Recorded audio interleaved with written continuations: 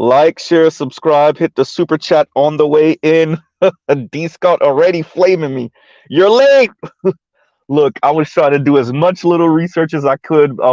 I could not record while I was driving. I'm driving a Z right now. My daily is down right now, so it's at the mechanic shop. And unfortunately, I am driving the Z, and it's loud, and you guys wouldn't hear me. So when I got to my destination, I listened in more to what we will be reviewing today, and we will be reviewing Mr. and Mrs. LeBeau, right? I think that's how you pronounce it.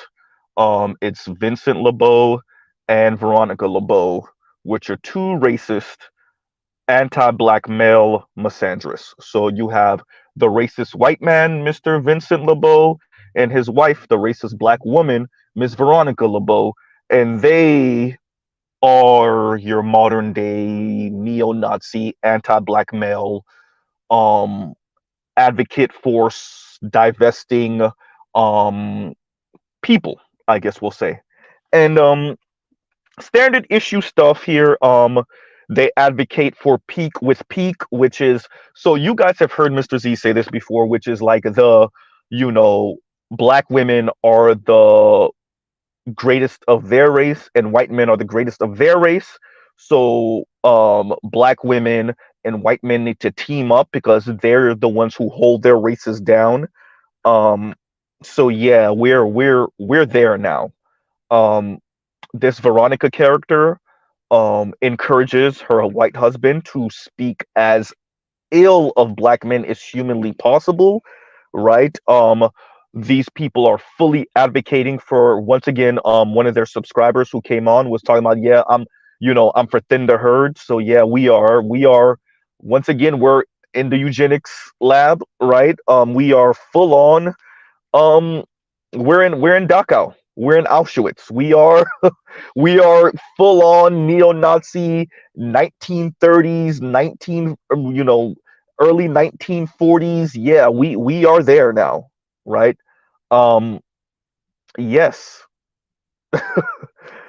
Wow. Okay, so standard issue stuff here.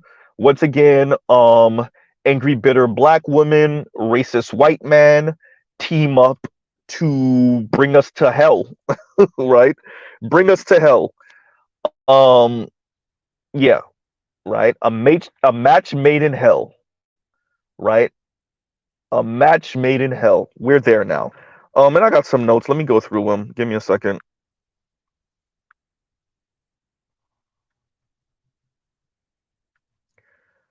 So you have the subscribers speaking about we need white men, right? We need white men. Mr. Vincent LeBeau is speaking like he's on some paramilitary, like, yo, I'm ready to take these black men out type thing. And I'm pretty sure you're not really about that life, Mr. Vincent LeBeau. I would pay you money to walk through the hood talking the way you do, and let's see how long you last. Yeah. I once again, one of these white guys who's on some Rambo stuff, but they're probably not really about it for real. But talk tough in front of his black wife, so yeah, that sound nice, but yeah, you're online, so yeah, that's cute. Um, I don't know what attorney he's speaking about. I don't know if it's attorney Dennis Sperling or if he's speaking about lead attorney, but he's speaking about a black male attorney who they're kind of getting back and forth with. So when I checked I said doctor, I'm sorry, attorney Dennis Sperling's page, he did have a screenshot in his community tab of Mr. Vincent LeBeau's a comment from him or something like that. So I'm guessing, educated guess, that it is attorney Dennis Sperling.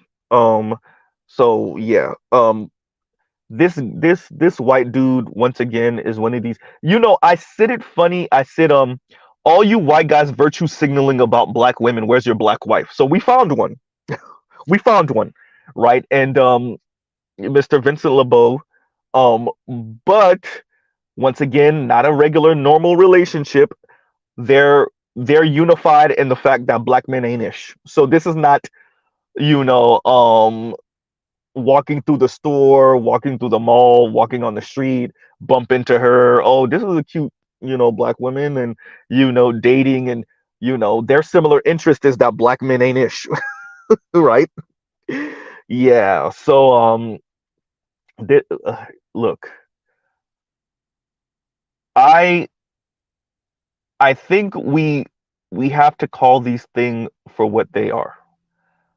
And we're going to see more of this. This is a exercise once again in class elitism, as you can tell from the way Miss Veronica LeBeau speaks. She speaks like she's above it.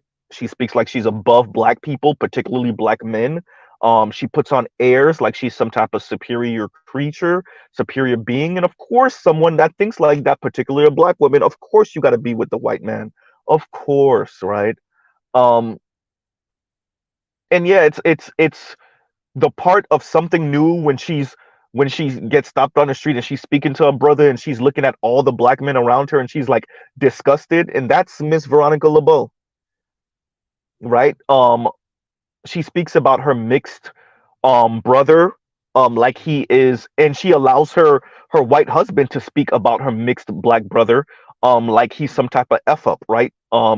And once again, I mean, if you're letting this white man speak about your literal biological brother that way, then I can just imagine the way you let him speak and you encourage him to speak about random black men,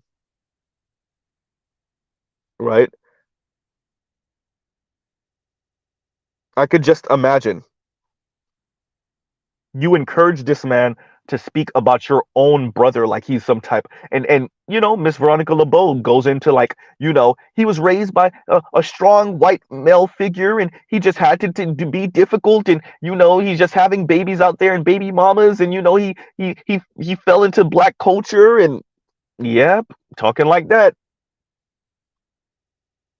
Yeah, talking like that, you know and these are the people that black men are shamed about when these particular people end up with white men. What black man? Okay, let's say Miss Veronica LeBeau with the same views didn't end up with a white man. She ended up with a black man, or she had a child from a black man. Do you understand the hell she would bring to this man's life?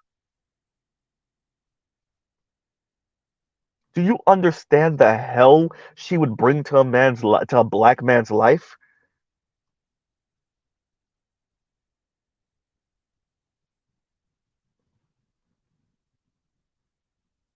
We have to be honest about certain black women projecting all that talk of I bet y'all be having and Mr. LeBeau is speaking like, yeah, y'all are the ones who's having this kind of race play sex. Listen to you and your wife.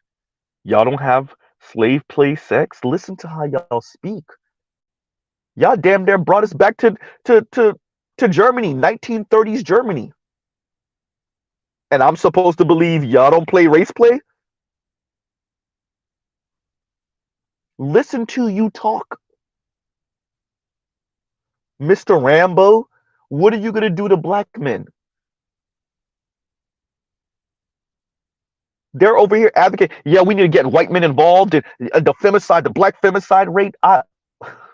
It's going to be the funniest thing in the world. Watching y'all try to make this a big thing. It's going to be the funniest thing in the world watching you try to make this a big thing. And oh, even better, watching you try to step out there for real, armed up. Oh, that's going to be hysterical. Mr. LeBeau, what are you going to do? Who you gonna rush?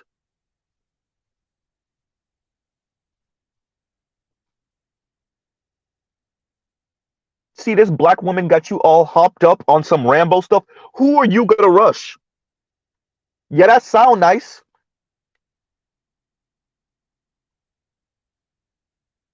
People want to talk about black men and keyboard gangster and keyboard warrior. Who are you going to rush?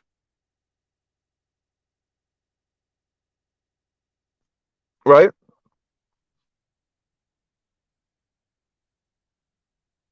All this talk.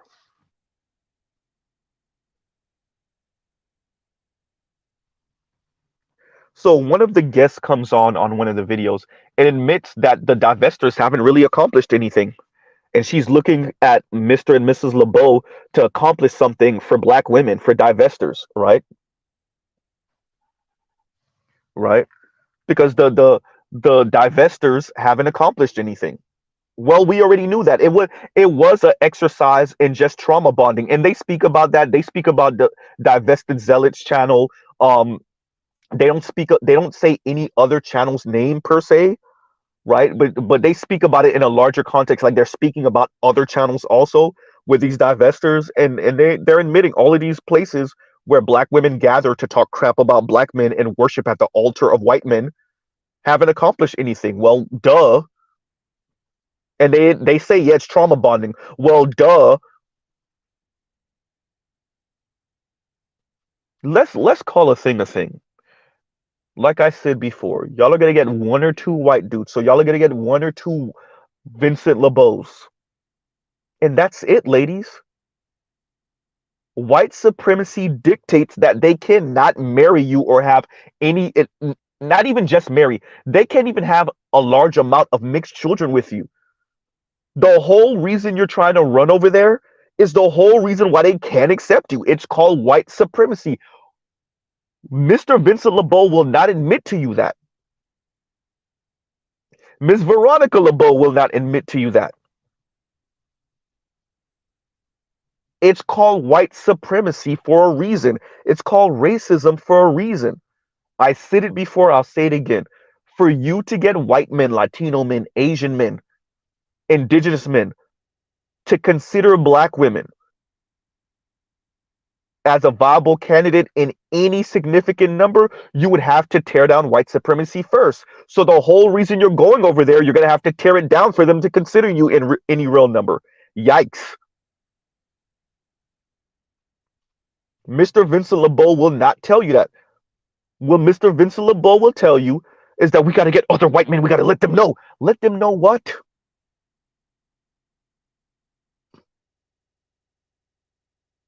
Mr. Vincent LeBeau, have you looked at the numbers of who initiates most of domestic violence? Ooh.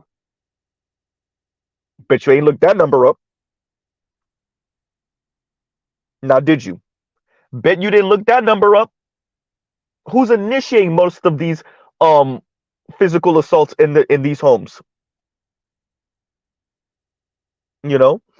So Mr. LeBeau goes on to speak about how effeminate black men are, how black men like to go shopping, and how black men, if he feels like if you dating a black man, it's like you're the man in the relationship, and black men take too much time on their appearance and going to the mall and going shopping and whatnot and et cetera, et cetera. So literally regurgitating angry black women tropes, literally the exactly what you would hear coming out of a divestor's mouth or swirl. Literally crystalline kerosene.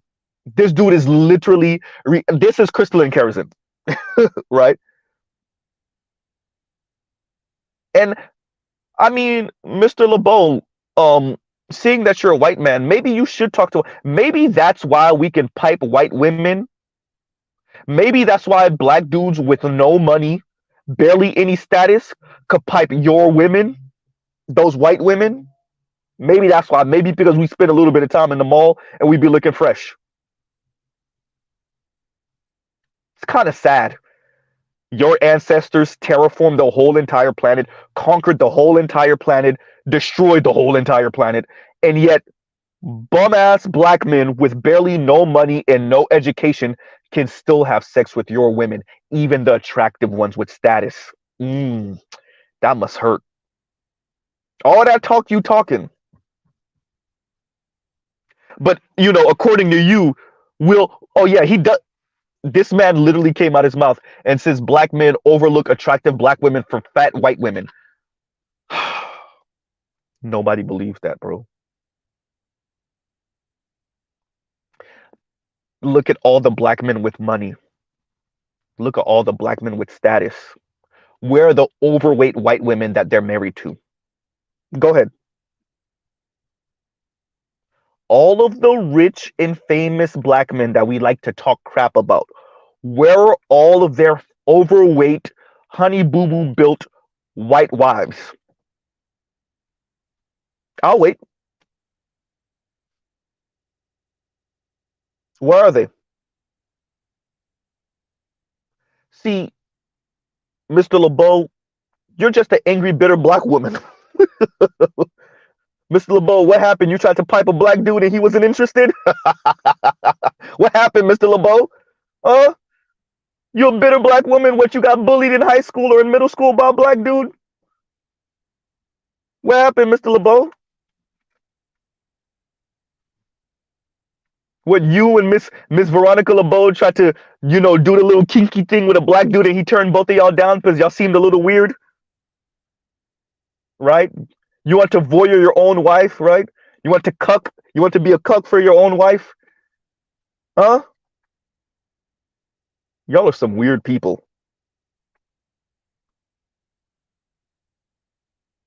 Y'all are some weird people,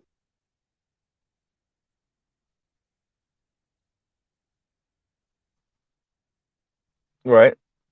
And thank you, PK. And PK said the only ones that get big berthas are generally the pookies of lower socioeconomic men or former pookies. Let's be very clear.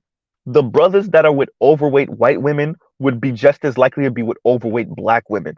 Like PK said, this is a socioeconomic thing.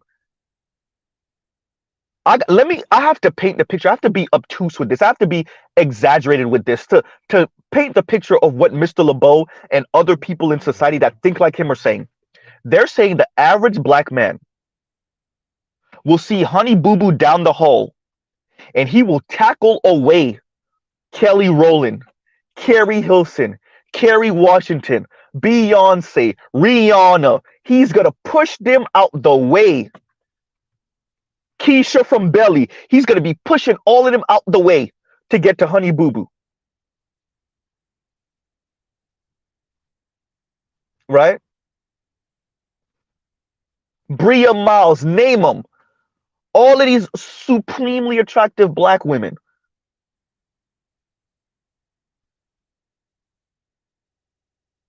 A young Nia Long. All the super attractive women. Right? And this man will be pushing them out the way to get to a Honey Boo Boo built white. It's so comical. I almost don't know why I'm addressing it. How comical it is.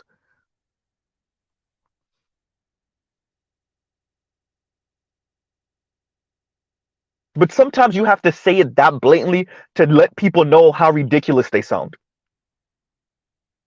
You have to say what they're saying back to them this blatantly to say, is this what you're saying?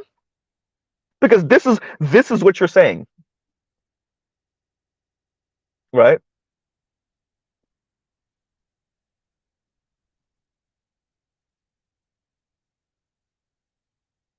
Black men are just pushing away all of these women, these supremely attractive, fit, beautiful black women for the most overweight. And we're talking about black men with options. Black men with options. Upwardly mobile, 50 plus $1,000, 60 plus $1,000, 75 plus $1,000, 100 plus $1,000 a year men are saying no to the Kelly Rowland looking women, the Beyonce looking women, the Rihanna looking women, right?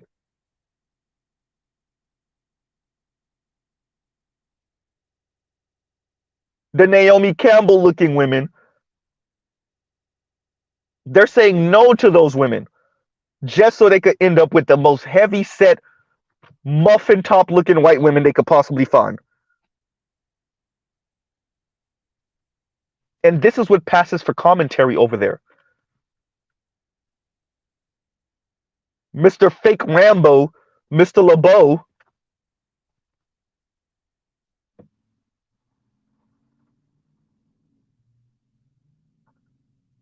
he think he gonna run up on one of us while he can't even tell them the truth. He can't even look the black women in the face and tell them the truth about white racism and how, yeah, there's like one or two of me over here, maybe three or four of me over here, but for the most part, no. He speaks about, I'm not going to do this for money. It's not about the money. I will never monetize. Da, da, da. Yeah, that sounds nice. Okay, cool. But you know what you're still doing that's dangerous? You're lying. That's what you're doing. You're lying. You're gassing these women up. You know your fellow white brethren ain't going. A couple of them will have sex with black women. A couple of them have oops babies with black women. A super handful maybe marry a black woman, but in any significant number, no. We all know this because largest interracial marriage rate in America. Oh, look at that. White men with Asian women. We know what this is,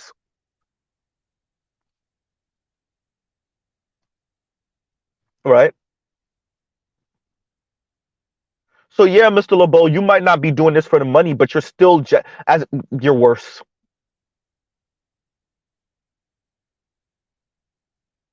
right?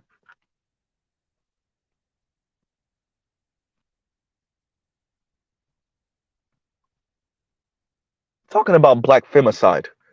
You know, that's rich coming from the group of men that's known to off the whole family and then off themselves, right? That's rich coming from the group of people that now we have to write articles about and we have books being published because their boys and their men are falling off, right?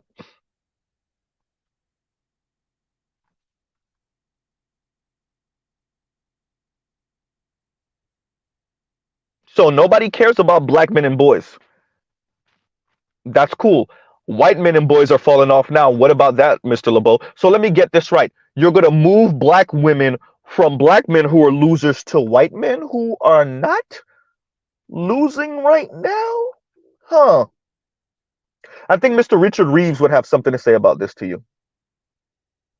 And Mr. Scott Galloway and Rollo Tomasi, right? And a number of other white manosphere guys, and even not non-white manosphere guys. Tucker Carlson, you name them, right?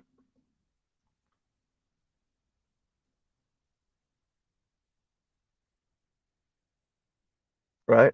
So this peak with peak, white men are holding it down for the white race, and white women are ungrateful, and then black women are holding it down for the black race, and black men are ungrateful. So we need to team up and form super mulatto children who are the best of the best,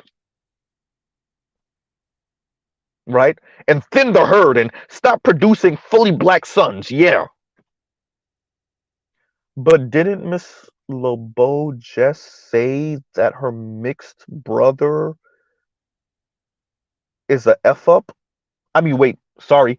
You pretty much said that her mixed brother is a F up, and she backed you up with that by saying he didn't take the advice and the leadership from the strong white male father figure he had. Huh. So y'all gonna produce the same type of boys, although now they have a white father instead of a black father that are F ups? Can we just get to the part where y'all just abort all the boys and have nothing but mixed light skinned black daughters, right? We just need to skip to that part,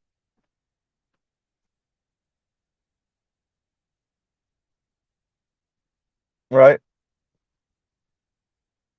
Because white men are gonna wife up a bunch of light skinned mixed black women over white women and white Latina women and Asian women, primarily East Asian, Chinese, Japanese, Korean women. Huh. Yeah.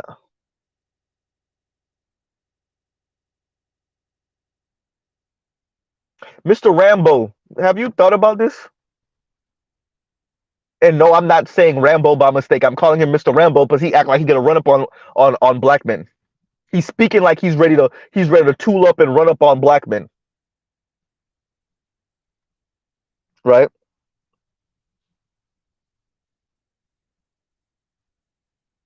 And thank you for the super Super chat, Jesus Christ. The super chat, Big Kev, and Big Kev says all they do is lie about black men. Of course, right? And Mr. LeBeau is coming down a long line of white men throughout American history who pull this stunt. And his channel is super tiny. It's just about 500 and some odd subscribers right now, so it's not large yet, but his videos still get thousands of views, 3,000 some odd views, 4,000 some odd views, even 5,000 views, right?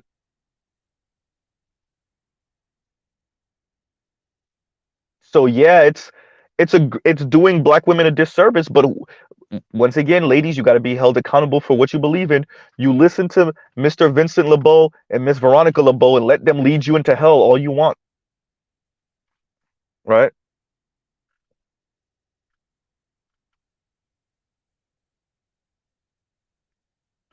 So we get the stereotypical black men are black women are indoctrinated to protect black men talk because apparently some lady was speaking about femicide, black women femicide without calling it what it is and saying black men are the ones doing it. I don't know if y'all really want to have this conversation in public, black women. I don't know if y'all really want to have this conversation in public. So we can start talking about who's initiating domestic violence in these homes, and then eventually start talking about black women abusing children, possibly.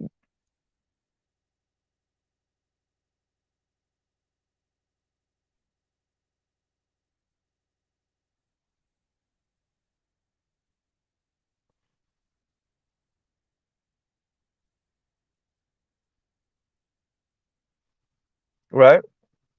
Y'all ready to have this conversation? You really want to have this conversation in public and let someone like Mr. Vincent LeBeau be ahead of it?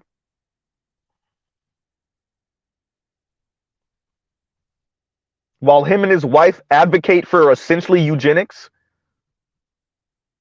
on black men, which you think Mr. LeBeau is not any less racist because he has a black wife? Oh, I forgot it's okay because they're talking about black men. Oh, yeah, Mr. Z, you forgot. You forgot. Because it's the best of the black race, black women, with the best of the white race, white men, and now they're going to have super mulatto babies, you know? Probably mainly daughters because, something in the black gene when it comes to black men, when it's XY chromosome, it's something defective, it's deficient. So we can't have boys even if they're going to be mixed with the white father, right?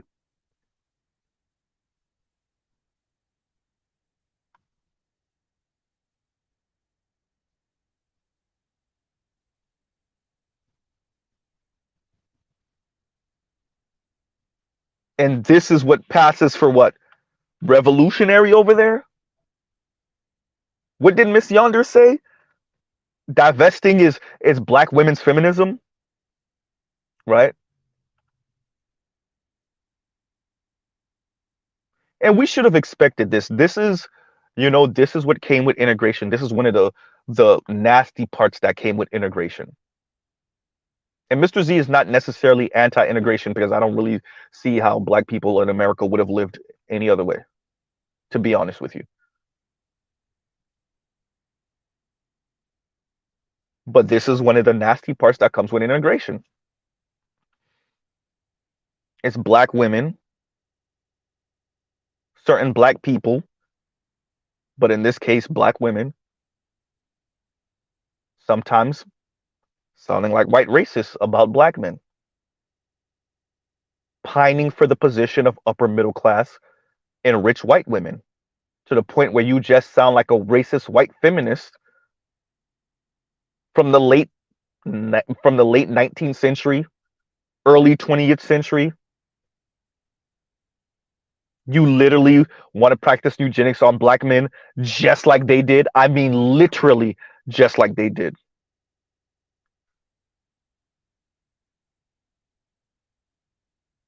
And on certain black women, if we're going to be honest. What makes these black women different from the white racist women they worship? Nothing. Just some skin tone. Just some melanin and skin color. That's the only difference. The mind is gone.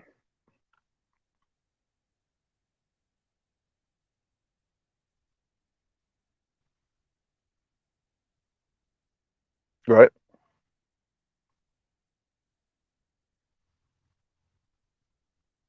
So now we have full on racist black woman, anti black male black woman with anti black male white man. Like I said, a match made in hell.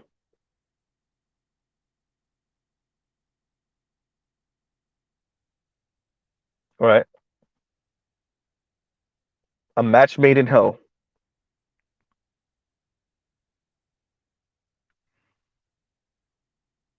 So Mr. LeBeau also does the insinuating that black men are LGBTQ.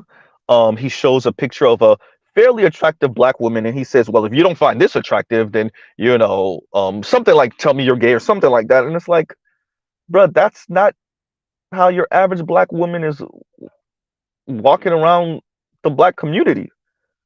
That's not what your average black man sees. He shows this fairly attractive dark skinned black woman. It's like, that's not what your average black man brother is. That's not who he's with in the black community. That's not who he sees. Right?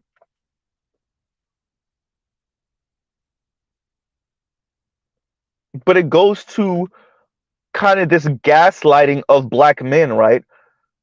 Showing supremely attractive, fit, dark skinned black women and be like, this is these are the black women that y'all overlook because y'all are colorist. And, it's like, that's not the average black woman.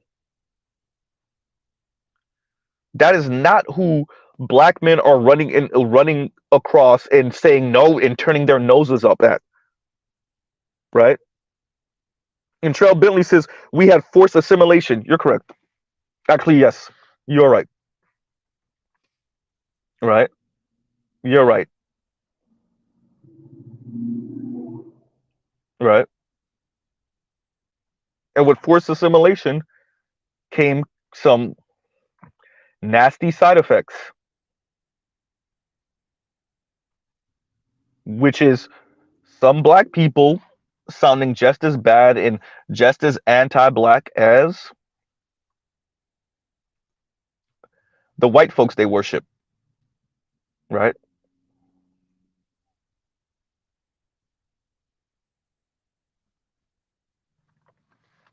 And it is extremely anti-black. And once again, just because she's a black woman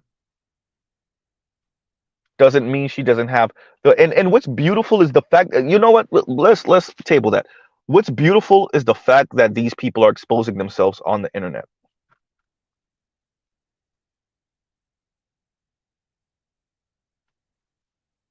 right? That's what makes this beautiful. These people are exposing themselves on the internet, and as black men make their case on why there should be a separation politically, maybe between black men and black women, we could point at this and be like, look, they're already separated from us, right?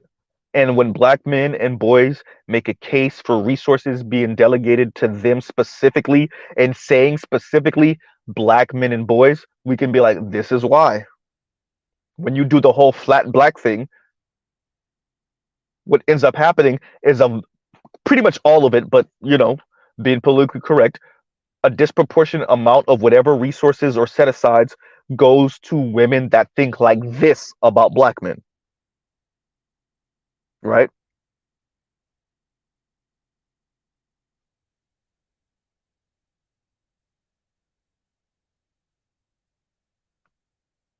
And so we end up in a situation where women like this, who occupy certain spaces of influence, prominence, who are married to white men like this, or maybe even married to a black man, and they think like this about other black men across class lines, and then you wonder why your boys are such in the dismal state they are because many of your leaders in the black community think like this about black men, like Miss Veronica LeBeau, and they will be married to a white man like Mr. Vincent LeBeau,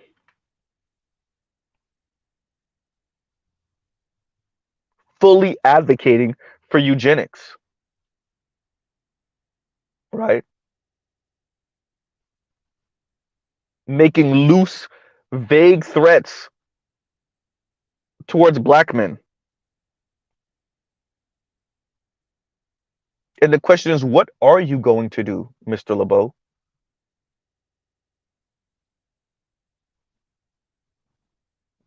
Do you really want to start talking about domestic abuse in the white society? Child abuse in white society?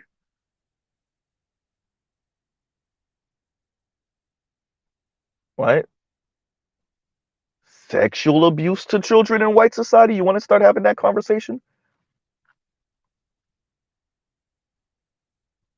Right?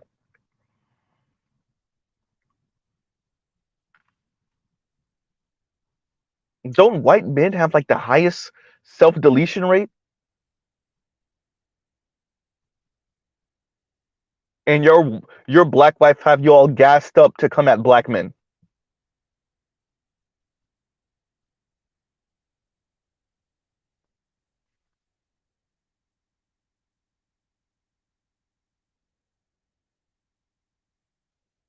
right? And I'm gonna listen. And there's a title he has for a long stream he did called "Kings versus Kings," and so I can imagine. I could just imagine. And once again, it's the whole "you're not real masculine, you're not real men" talk. Those are not his exact words, but pretty much, right? Him and Mr. Vincent LeBeau and Miss Veronica LeBeau do the whole look at and they're critiquing Jonathan Major's Ebony cover. Look at how his lips are pursed, and black men spend an inordinate amount of time on fashion and all this talk, pretty much literally crystalline kerosene. And his audience members are just eating that up. His subscribers are just eating that up because yes, finally a white man is saying it. All right. These are the same people that turn around and have a problem with Asian women responding back to a certain group of black women about the passport bros conversation. These are the same people that then turn around and encourage their white racist husbands to talk reckless about black men and then have the nerve to say they don't engage in slave play sex. And that's just a projection. Y'all are literally talking about eugenics, bro.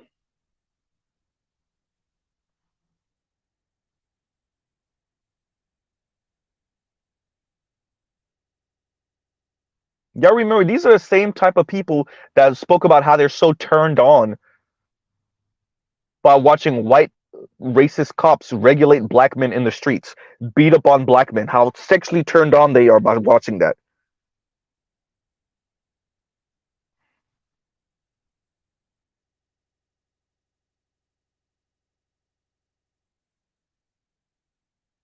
There's definitely gonna have to be a part two to this because this is fascinating.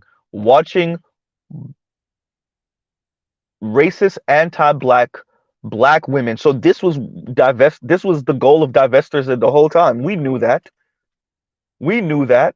But this is the goal of divestors. This has been the goal of divestors the entire time.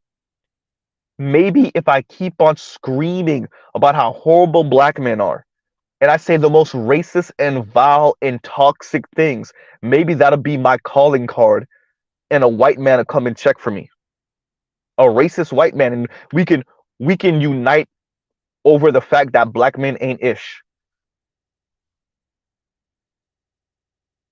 And we can coalesce over the fact that black men ain't ish. That's what we will tell each other. That's what we'll tell our children. We will speak about how defective black men are, how horrible the black community is.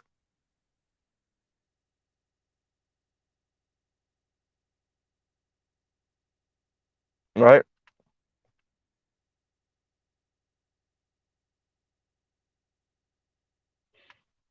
And I have to bring this in. This is respectability politics. If you hear how Miss Veronica speaks, she's putting on airs. She is she's speaking from a particular whether she occupies this class position or not, right? But she's speaking as if she occupies a certain class, and it really is that. It really is that. It's look, I don't want to be associated with those Negroes over there. Look, me, I got me a good racist white man. I speak like this. I'm successful. He's successful, right? He's a wannabe Rambo. He's making loose threats about black men or towards black men. He's a good, good red-blooded American. And I got me a good red-blooded American white man, and I occupy this class position. I'm effectively a white racist woman, but chocolate dipped. I am American,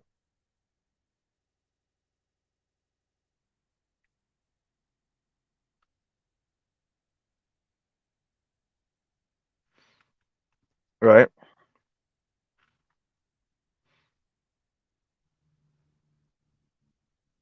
So, it's no reason for me to really get too worked up about this. I literally drove home listening to Currency, um, listening to my more softer, jazzier hip hop music, right? There's it standard issue stuff. Okay, so they got the one racist white dude, um, to talk reckless. Okay, cool. Um, you know,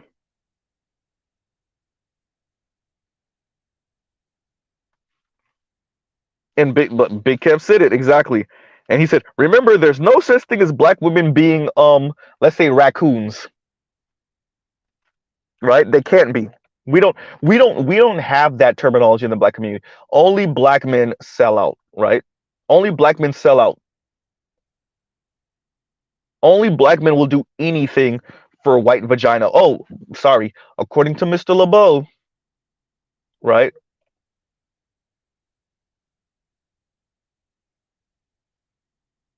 Black men will do anything, or we will pass over attractive black women for fat, unattractive white women. So as I said before, we will shove over Kelly Rowland and Carrie Hilson and Beyonce built women and Rihanna built women and Naomi Campbell built women, right? We will push all of those women out the way to end up with the most overweight, unattractive white women we can find,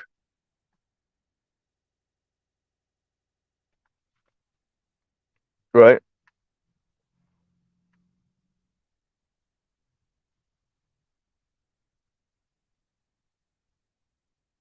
And Toya says the amount of delusion was off the charts in the first video, but of course, Toya, of course. And now they got the someone, the Pied Piper of delusion over here. Y'all already know, Toya, you're a black woman. You've been around them white dudes. You know how they be virtue signaling they butt off in front of women of color, particularly black women.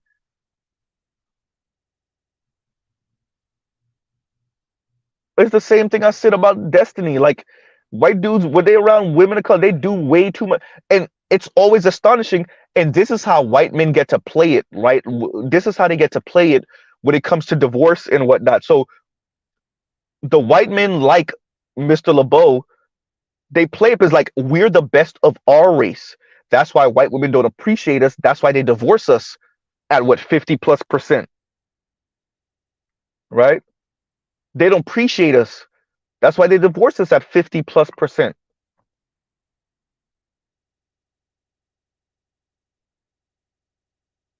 And they encourage the delusion coming from black women, from a certain type of black woman. That's on purpose, right?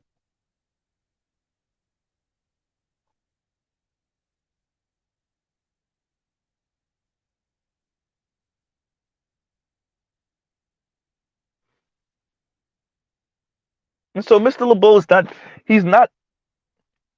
He just comes in a line of just white dudes attempting to lecture down to black women while their house is on fire also. Excuse me. White dudes attempting to lecture down to black men while their house is on fire also. Right? Do the average white black women that subscribe to Mr. Vincent LeBeau's channel, do they even know about what's going on with white guys right now? No, of course not. Do they care? No, of course not. They claim these other channels and these other divester spaces are trauma bonding, like they're not doing the same thing. Just now that they have a white guy to help them trauma bond, while faux speaking about solutions.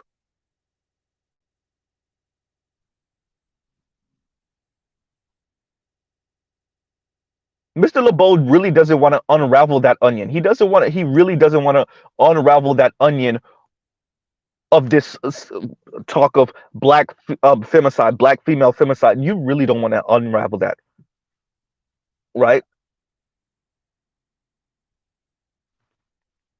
It sounds nice.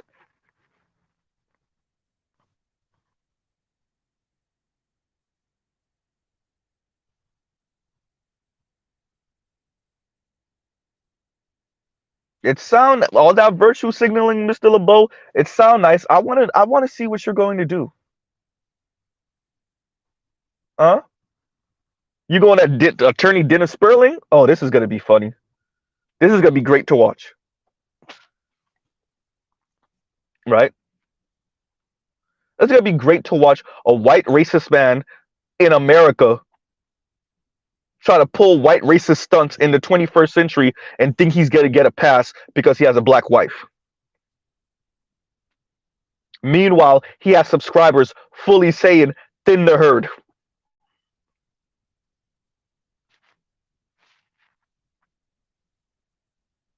Let me go through all of your long streams, Mr. LeBeau, and let's see how many times you slip up and say something pretty much like that. Right?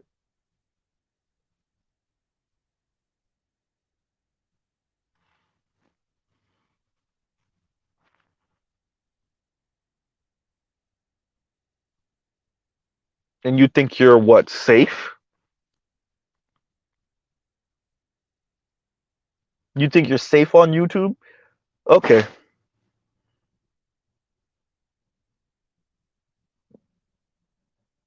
He's speaking like he's Rambo, like he's gonna run up on black men, right?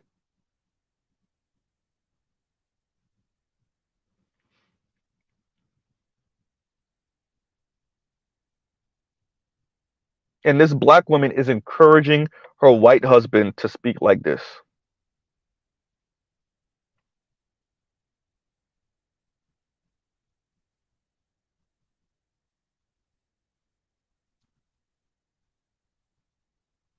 And these same people turn around and then chastise black men when black men practice, be passport bros or SYSBM, because successful black men are supposed to try to turn women like this into wives, right?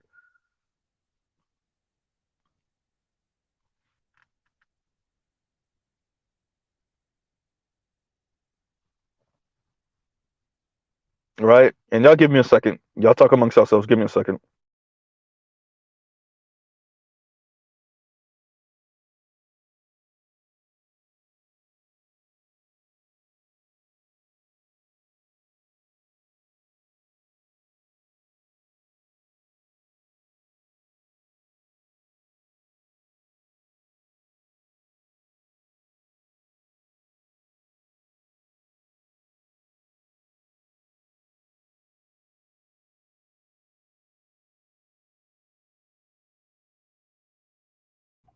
And excuse my background. I gotta go walk my lady to the door because I'm in a relationship with a black woman. Yeah, so who's college educated? That part too. But let Mr. LeBeau tell it. Mr. Z is just chomping at the bit to end up with a heavy set, honey boo boo built white woman, right?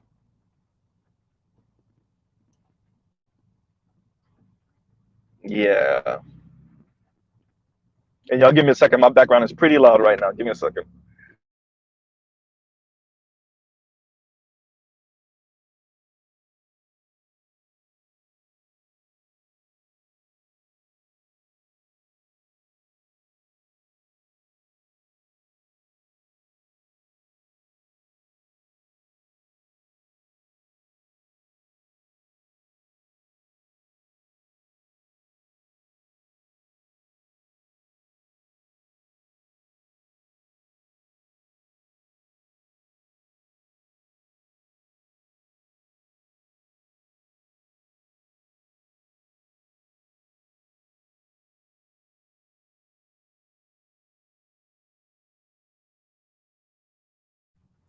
So y'all talk amongst yourselves for about 2, 3 minutes, and I will be back with you guys.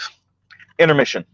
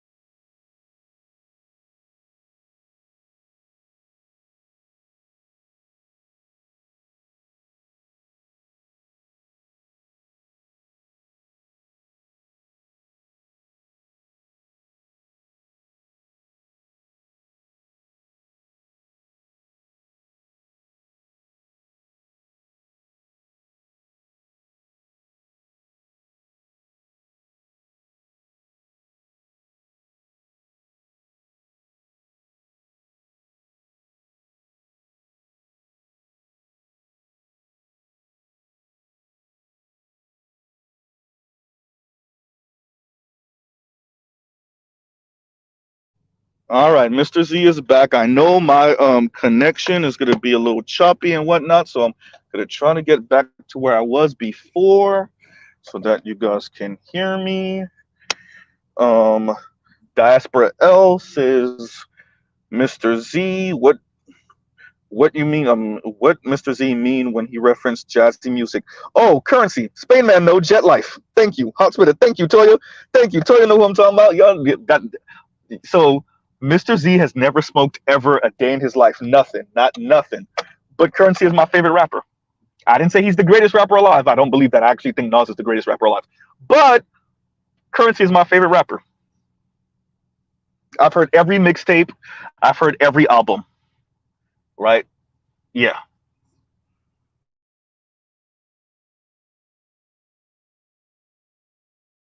Okay, y'all give me about another 2 minutes. I'm going to go find a good spot so I could turn off this car and y'all can hear me better. So talk amongst yourself for about another minute or so, 2 minutes maybe.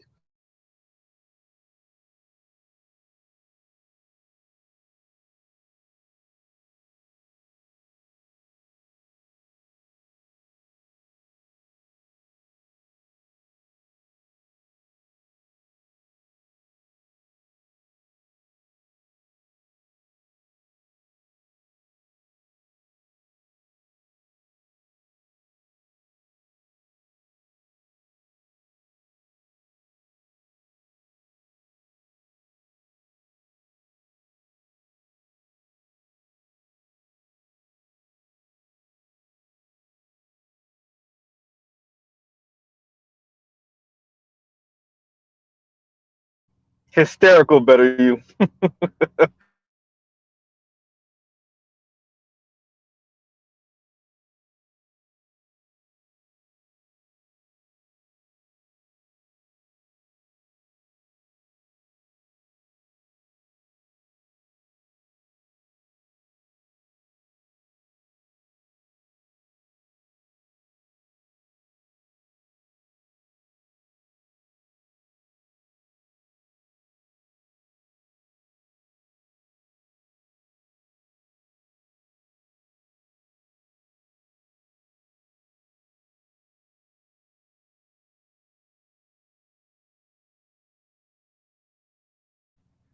Okay, y'all let me know if y'all can hear me where I am now. Hopefully y'all can. All right. If you can, let me get a one, please and thank you. Oh, somebody said oh, D Scott said murmur, murmur, murmur. Can you not hear me? And okay, we got a one. Okay, perfect. Okay, we're good. We're good. All right, thank you, Toya. All right, and D Scott said, "I just learned who the hell currency is. Now, currency been made. Currency was part of the original Young Money. It was currency, Mac, Man, and Wayne. Right? They were the first. They were the original Young Money. This is before Nicki Minaj. This is before Drake. Right? This is before Tyga and all of that. Okay, so getting back to it. So you know, I'm racking my brain on what we do with people like this because they're dangerous. Um, Particularly that Mr. LeBeau is issuing somewhat vague threats um at black men. I don't know what Mr. Wannabe Rambo think he's gonna do.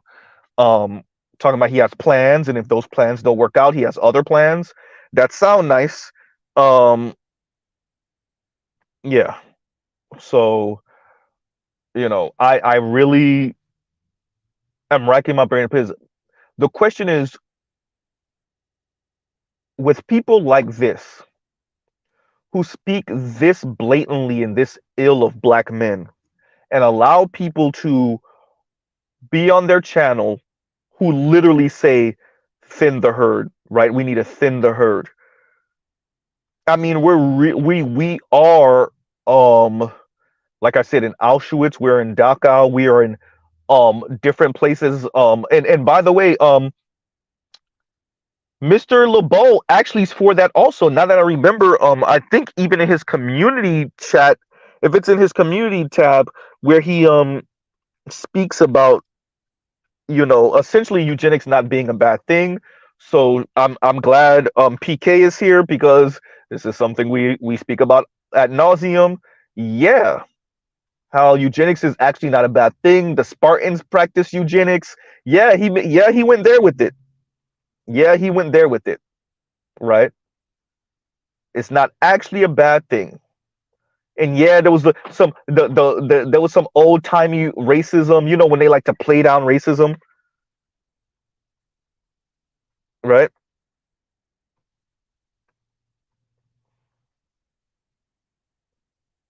So yeah,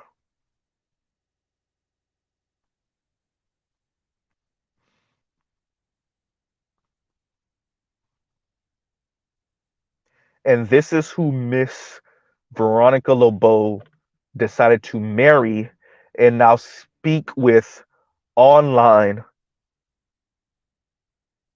Okay, let's walk through with them. Okay, Mr. Mr. Vincent LeBeau and Miss Veronica LeBeau get their local politicians to bring it up to mayor level. Mayor gets it to governor level. Governor and senator sit down. Senator puts it through. It goes through the House of Reps and the Senate. Um, and we get a law saying that black men even blink at black women the wrong way, they're going to prison. And this fixes what now?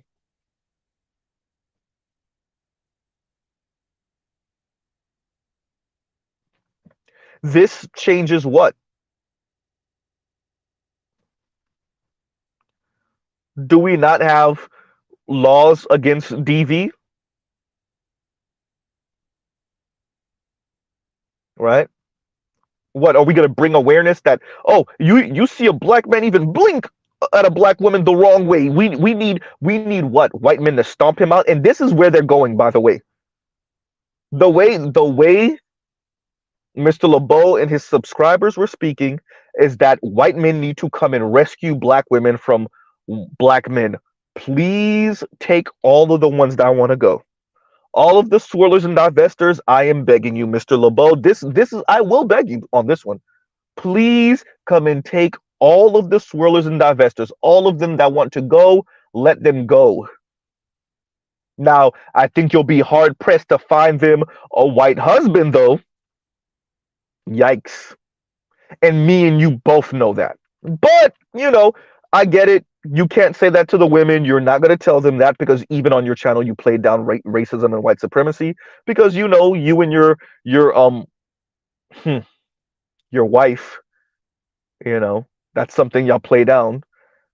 Except the times y'all play into it, probably when y'all are having sex. That part. But you know,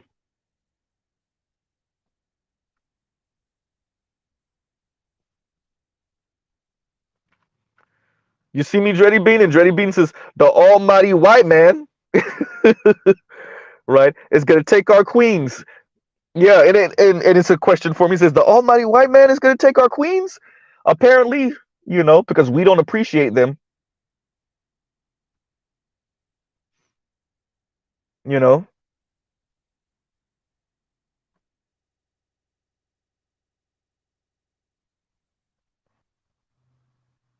black men don't appreciate the very attractive, gorgeous, talented, right, feminine black women. And so white men got to come and rescue black women from black men. You know, someone in my comments said something a couple videos ago about the white man's burden. And this is when you don't appreciate history, when they say you're bound to repeat it, it's not necessarily that you're bound to repeat it, but it definitely rhymes. And so this is the white man's burden all over again. If black women are begging, these particular type of black women are begging white men to come and save them from black men. White man's burden. The white man's burden is to save these damsel in distress black women from these evil, sexist, misogynist black men. Right?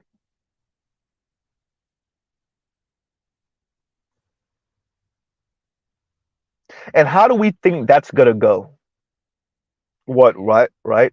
White cops, right? Given the authority to beat up on black men. Wait a minute, I thought they already had that.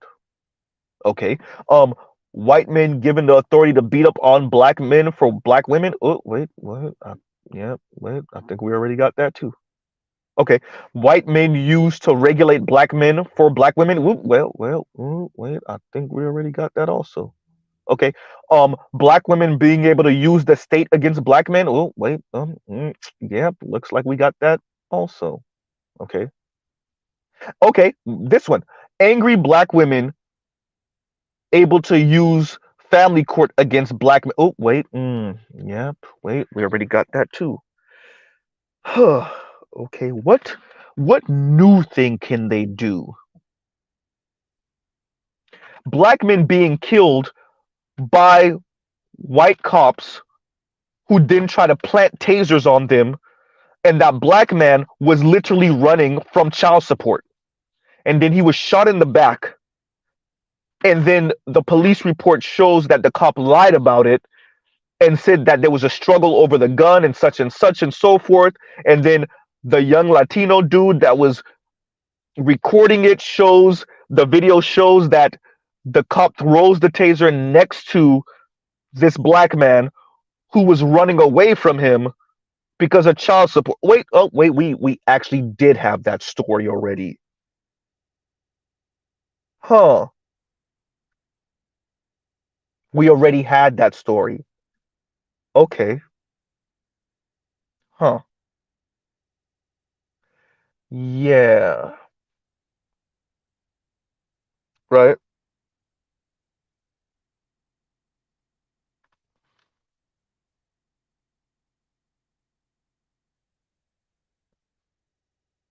And DJ Drama says, "Keep going, Mr. Z." Look, man, I'm trying. I'm and I'm gonna check out more of this guy's content, so that I can give us fair warning and prepare us. I know attorney Dennis Sperling is probably he has other stuff to do, and I'll do my research. I'll do my small part. You know to speak about this. But yeah, I just I just want to know, what do they think they're gonna do to black men that they're not already doing. Mr. LeBeau, what do you think you and your little ragtag group of white men that might think like you, the handful of you that exist, right, that's willing to put it on the line for black women because you're not racist, but you're racist enough to want to stomp down on black men, but you're not racist enough. Wait, you're not let me wait. Let me get this math right. Not enough white men want to marry black women, but that has nothing to do with racism. But then they're they do want to regulate black men for black women, and that also has nothing to do with racism. What? What? Is it me? Right? Better use is jaywalking, walking while black, blinking too much. I mean, really, what does Mr. LeBeau think is? Am I missing something? Is there something that him and people like him are going to push to have done to black men that hasn't already been done to black men? Abort black male babies. Black women tend to abort black boys more than black girls. So I've checked, but so I've heard, but I don't know how true that is either, because by the time you know the gender of your child, isn't it too late in most states? Am I missing something? Wouldn't that put it in like borderline illegal territory for like most states, if not all states?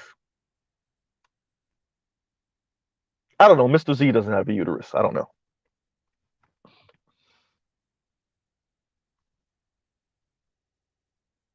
You know. But according to Mr. LeBeau and Miss LeBeau, yeah, allowing your people to say thin the herd, right? And D Scott says contain and corral. Cuff, what's that? Cuff Keisha. You see me?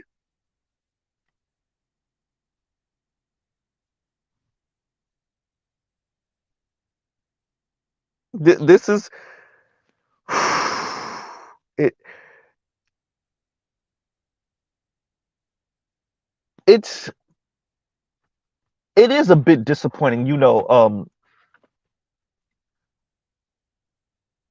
people talking reckless online.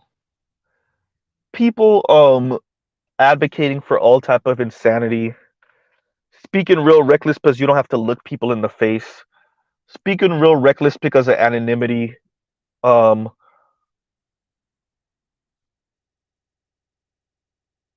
but we're fully in the place now, particularly for black people,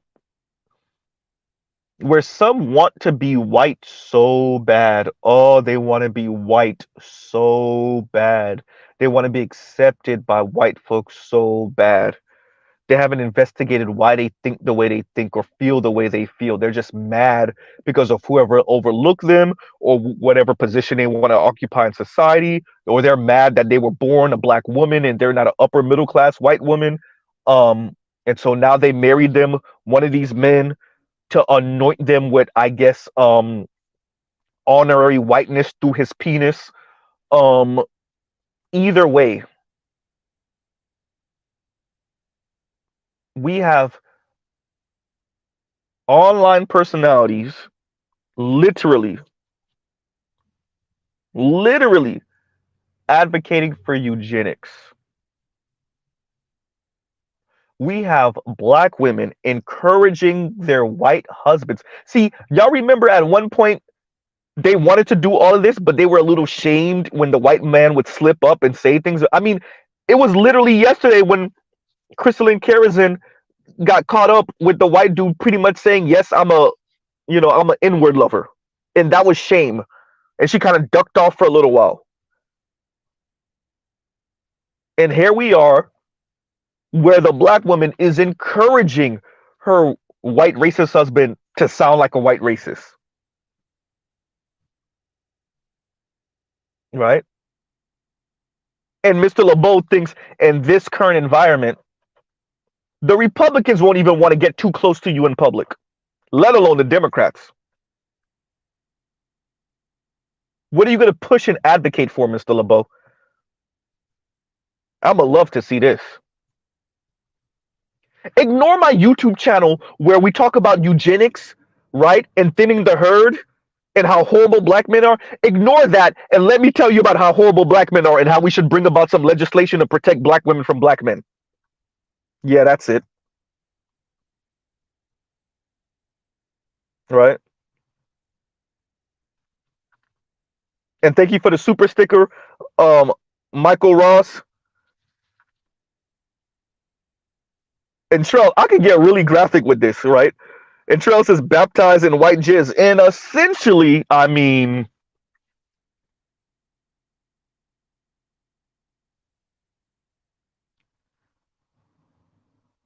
you listen to them talk, I mean,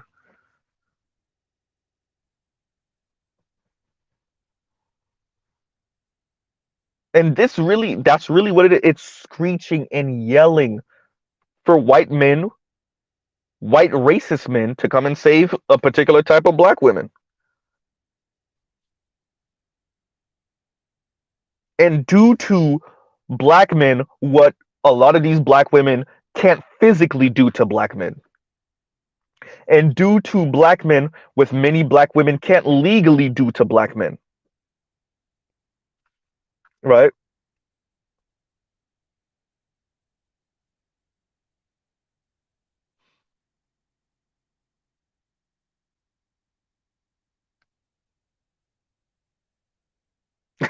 And better you that sounds that sounds that sounds like a really good deal to me.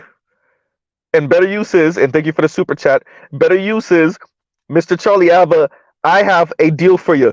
You get KKK Keisha, KK Keisha. Oh, I would say put it in the book, but I think I heard Ed say it before too. So Ed probably already put it in the book, right? Shout out to Edward Anderson. And so better use is, Mr. Charlie, I have a deal for you. You get KK Keisha and Bobby's mom. We get future first round pick and cash consideration, right? And that sounds like a deal to me. You could come get all these KK Keishas. All the ones talking like this, all the ones who they want a white man more than anything in the world. They want to be validated by a white man. They want their femininity validated by a white man. Only a white man can validate their femininity. You could come and get all of them.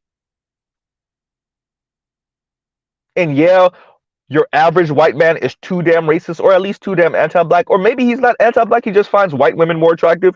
And so it's gonna be hard to upload these women. So yeah, we should make polygamy legal also, and y'all could go be, 4 and 5 and 6 divestors deep on one dude, one white man, right? And that way y'all could thin the herd over there with all of you black women and your, I guess, mixed black daughters, because you wouldn't be having mixed black sons because y'all would be too afraid that they will identify with black male culture, right?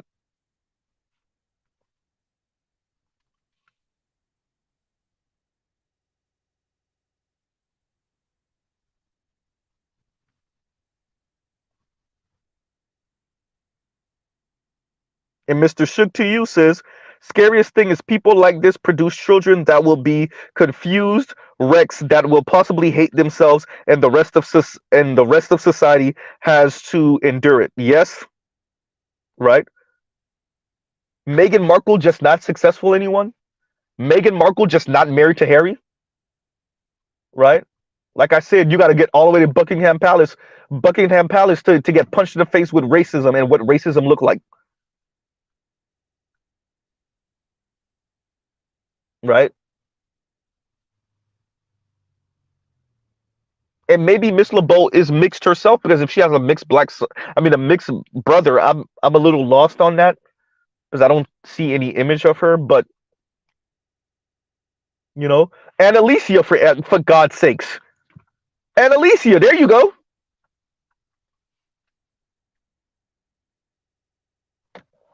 And as a matter of fact, thank you for reminding me of that, Mister Shook. To you. So not even a young lady, a lady called in, and what does Mr. Z always tell y'all? It always goes back to youthful rejection. And she mentions a story of being, I keep on saying teenage. This lady mentioned, and she sound grown as hell. She sounded like she was older than me. This lady mentioned being what, 7, 8, 9 years old, something around those lines, and a white guy, a white boy, I said white guy, sorry, white boy tells her happy Valentine's Day for Valentine's Day, and she's too busy chasing after some black boy, and the black boy calls her dark and ugly or something along those lines. This is a grown woman talking about 7, 8, 9 years old. First of all, I don't even know if that story is true, but even if it is, you're a grown adult woman.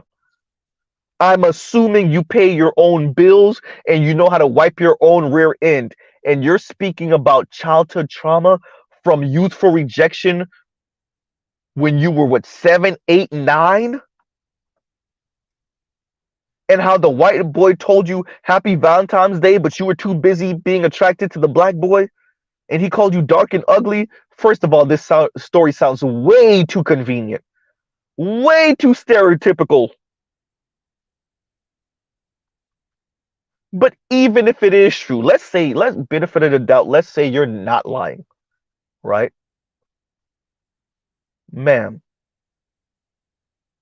you sound like you were 30 something at the least. You sound really 40 something. Okay, but let's say you're 30 something. Let's say you're Mr. Z's age, somewhere in your mid 30s.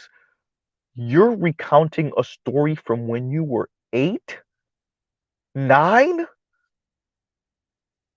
Yikes.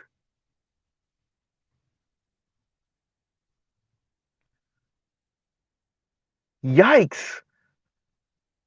And this is once again assuming you're not lying through your teeth. Exactly, PK. And PK says, I take stories that never happened for 5,000, Alex. Right? And Trustin, she sounded fitty, son.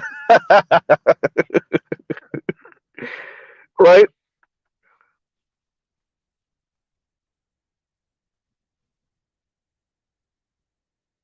Charles Irby, you see me? It really is a villain story. And Charles Irby says, that's the villain origin story. One black guy called her dark and ugly. And it is scary. Look, man. Mr. Z was never um What let me see. I ain't never been no Casanova. For real though, right? Gerald Levert, the Leverts. I ain't never been no Casanova. And I don't have these childhood who are these people with these youthful rejection childhood traumas? Who are these weirdos?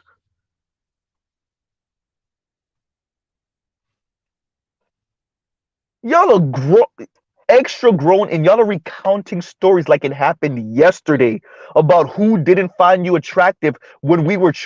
I said it before, and it just continuously comes out over and over again. That's why you got to let these people talk. It's going to get frightening because you're going to realize that their real issue isn't even something that happened to them when they were in their early 20s, mid 20s. They be going back to this lady went back to what, 7, 8, 9 years old?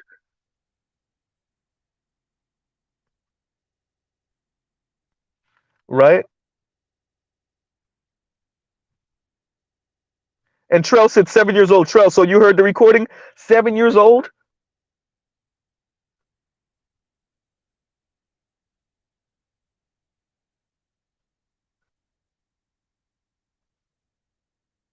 And these are like adults people. These are people oftentimes with children. These are people that are handling your money at the bank. These are people that you're running. These are people you work with. These are your girlfriend's moms, right? These sometimes are your moms. God damn.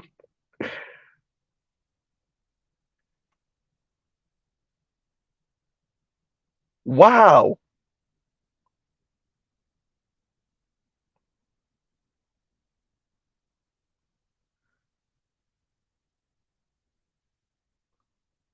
How often we keep on here. Mr. Z walked for all of y'all that remember PK was there. I walked in the door saying, no, this ain't about no baby daddy stuff half the time. The women that sound like this, it's not, and I'm not saying it doesn't happen, but it's not always they got burned by baby daddy or no, no. I walked in the door saying, no, this is youthful rejection. I walked in the door saying, nope, they mad about who didn't want them in high school. What we finding out is who didn't want them in elementary school. Screw middle school. We we all the way in grade school. We're in elementary school now. 7, 8, 9 years old.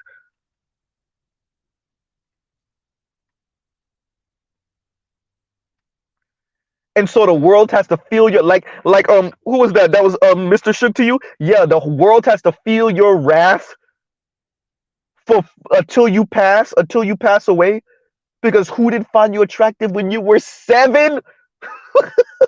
My God. And Mr. LeBeau wants us to do what with that?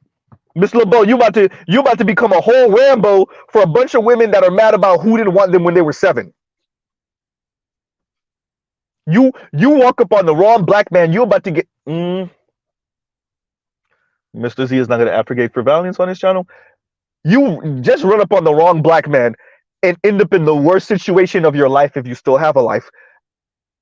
Because of a bunch of angry women that are mad about who wasn't attracted to them when they were 7, 8, and 9 years old.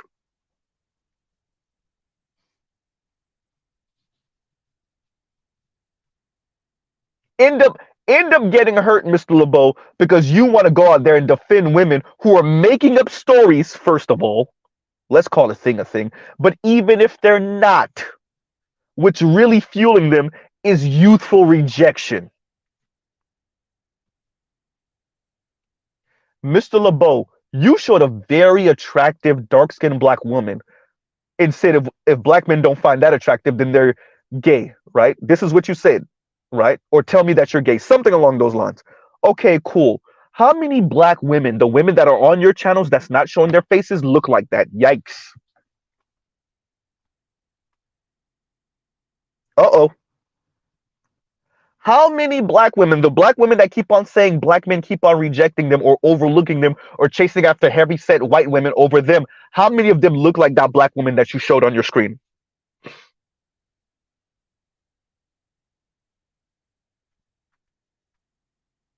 K Tut says, hell hath no fury like the scorn of a woman. K Tut, we're not even talking about women. They're women now. These women feel scorned from childhood, pre puberty.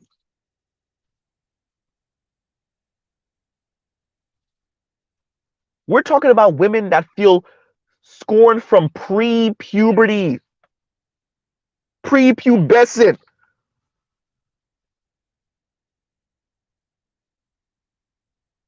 I don't.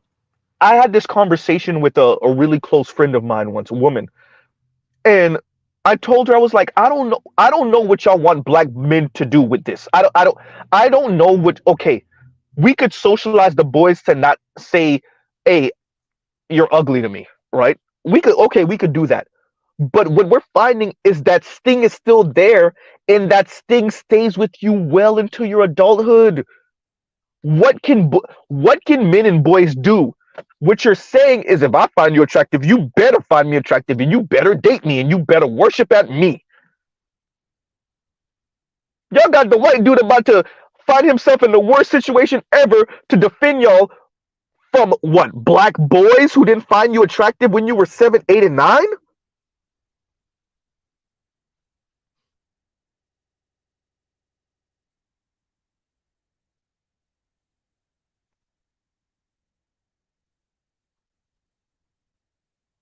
This lady literally came out her mouth. Wow.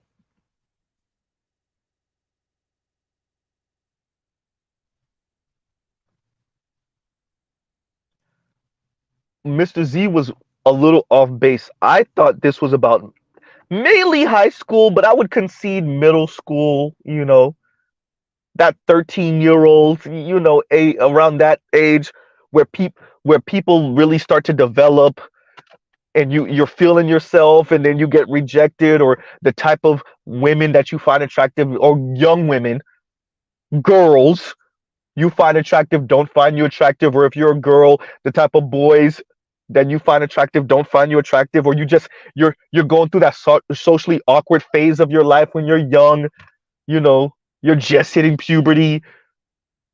And what we're finding is, no, Mr. Z, you were thinking this is about 13, 14, 15, 16, 17, 18-year-old young people, right? And them holding on to this rejection for a little bit too long. No, what we're finding out is they be 7 and 8 and 9 holding on to the rejection.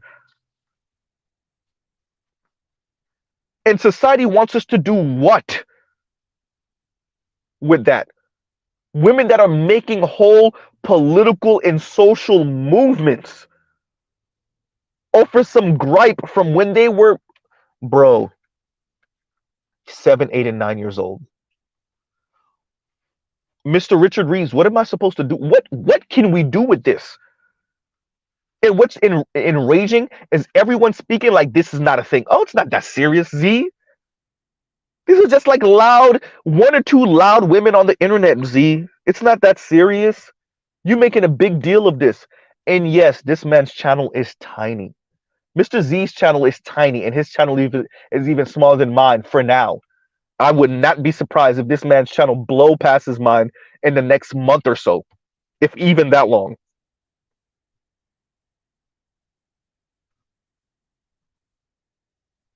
And he will have women, adult 20 something, 30 something, 40 something, 50 something year old women listening into him, speaking with him, trying to steal him from his wife. And what will be fueling them and animating them is some childhood rejection from when they were 7 years old, 10 years old, 15 and 17 years old. And the world has to deal with her wrath. Black men have to deal with her wrath.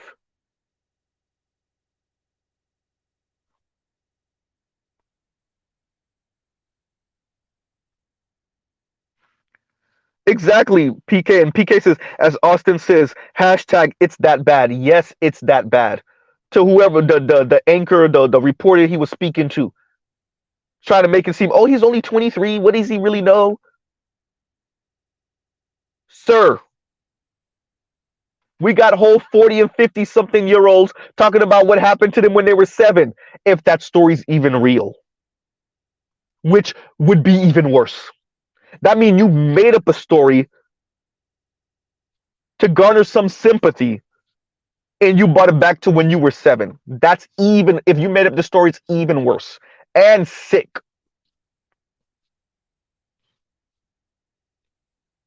For the world's sake, I hope you, in a weird way, I actually hope that story is real, because it actually, as nonsensical as it is, it would make more sense than if you made up the story. That would really speak to a level of insanity the world, I don't know if the world can handle. For your sake and for black men's sake, I actually hope the story's real. At least we can make some reason out of that.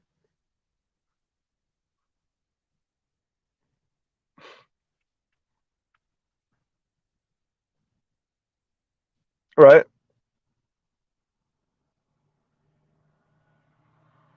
So, shout out to Gender War Lore, um, for screen capturing these different conversations. I checked out the guy's channel. Um, he has some super long streams I have to listen into. I will be reporting back to you guys on this. It's horrible.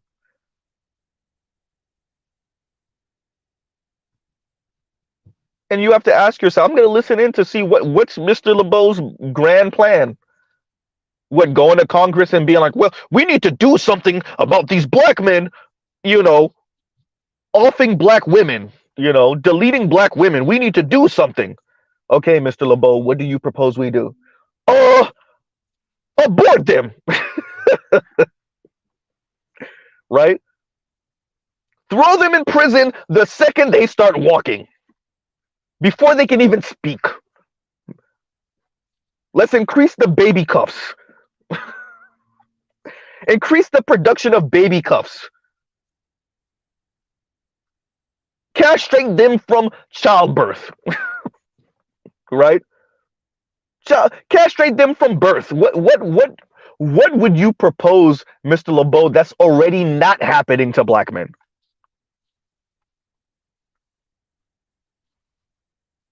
Make laws against black men even more stringent. Throw them in prison, stomp them out, throw them in prison for life for spitting on the sidewalk. Bring back draconian laws specifically for black boys and men. Wait a minute, when we implement the laws, we already do that for black boys and men. The laws are vague, but when we implement them specifically towards black men and boys, yeah, they're draconian. So, yep, I mean, don't forget the Chinese dignitary that threw BLM in the Biden administration's face. And Mr. LeBeau think in that environment, we're going to do what? Oh, I forgot. Y'all probably going to wait for a Republican president to come in. Still, in that environment, what you going to do? When the whole world watching? When the whole world has the internet, what are you going to do? What are you proposing, Mr. LeBeau?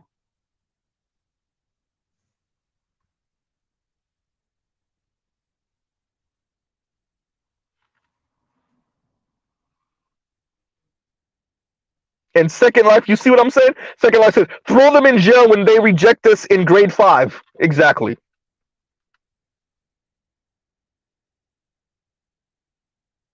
And I mean, King Camel says this in jest, and I'm not trying to make fun of you, brother, but in reality, I mean, what was the name of the Candace? What's her, Candace McDuffie, the young lady that was on that was speaking to Don Lemon about black women and how they felt about Chris Rock's jokes, and Chris Rock's always targeting black women.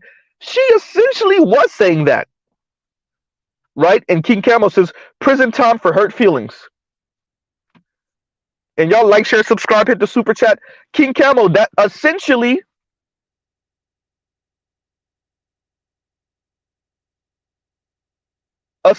that's what they saying. You hurt black women's feelings, specifically black men saying anything that's not laudatory about black women and that's not denigrating about black men, right? Then off with your head. And these women they probably want to see you beheaded for real in front of them. That's how much they want black men to suffer. And Mr. LeBeau is like, give me the sword, I'll do it. Give me the axe, I'll do it. Give me the guillotine, I'll do it.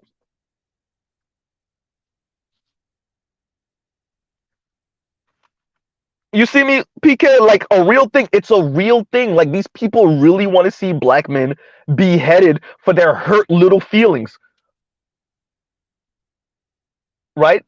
Like I said, little feelings, as in little feelings, because they're little children when they get these little feelings hurt. And even as adults, they still reeling from this, so they want you to feel the pain,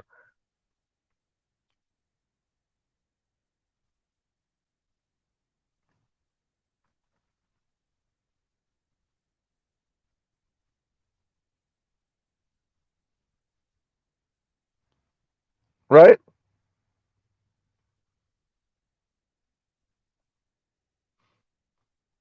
Is this true? And Charles Irby says, I saw Scotland wants to criminalize hurt feelings. We can't tell women the truth. Yo. And then you wonder why more and more young men are becoming recluse. And this is my thing to Mr. Vincent LeBeau. See, your wife is gonna have you hyper focus on destroying black men. Have fun with that. I mean, what hasn't America thrown at black men already? Um, and guess what? Your own white brethren are suffering.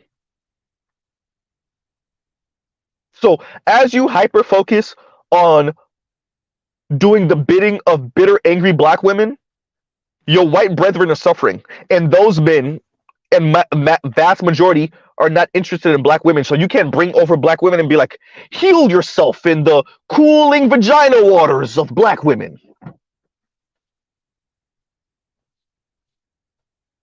right?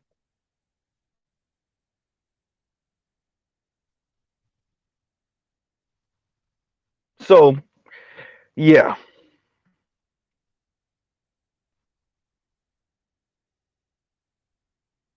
and PK says it's not the only place. Jesus, Scotland's not the only place. Yeah,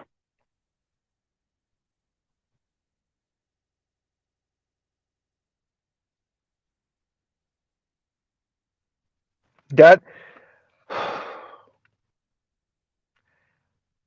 that's frightening that we're in that world now, right? Words are violence. Mr. Z does believe that words can incite violence. Are words violence? No. You. This is why the right is having a field day with this type of talk. A field. Y'all are making it way too easy, right? Way too easy.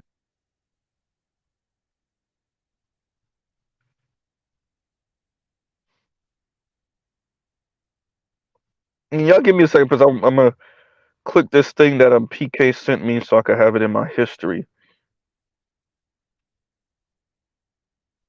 Give me 1 second. Okay. All right. It's in my history. Thank you very much, Mr. PK. Right? Yeah. This is ridiculous.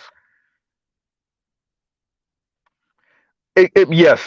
And Cheryl Bentley says Keisha wants Brad to put Jamal's head on a pike. Yeah. Yes. Because they get a twofer. They get to finally be validated by white men, and they get to finally get black men out of here so that white men can validate them. And white men will validate them and destroy and vanquish their biggest enemy, which is black men, for these particular type of black women. And they'll be turned on, right?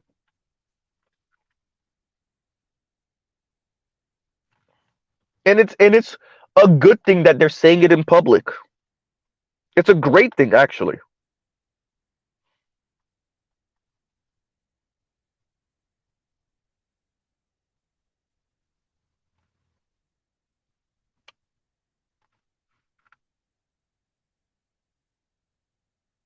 And better use is there is so much to it. I really do feel a lot of women are misled by liberal messaging and empowerment. They promoted the pro side of action whilst not being honest about the cons of certain actions. I agree with this, right?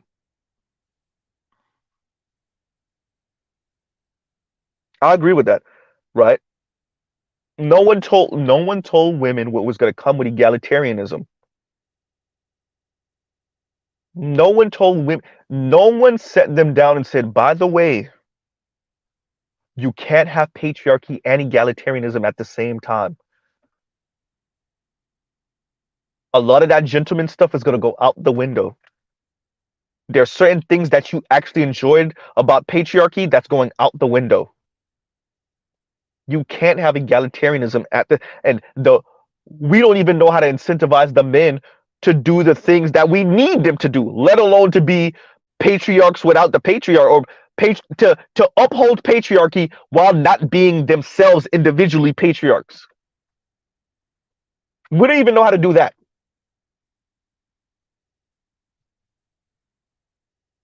The shaming is a law of diminishing returns.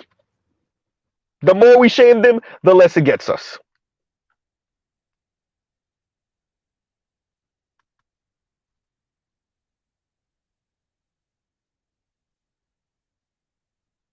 Right? You see, and you know, Dr. Dunbar, you see me, and Dr. Dunbar says Game of Thrones, Ned Stark's head on a pike, and Ned Stark was one of the most honorable people on that show. His short-lived, when he was out of here by what, episode 2, 3, something like that.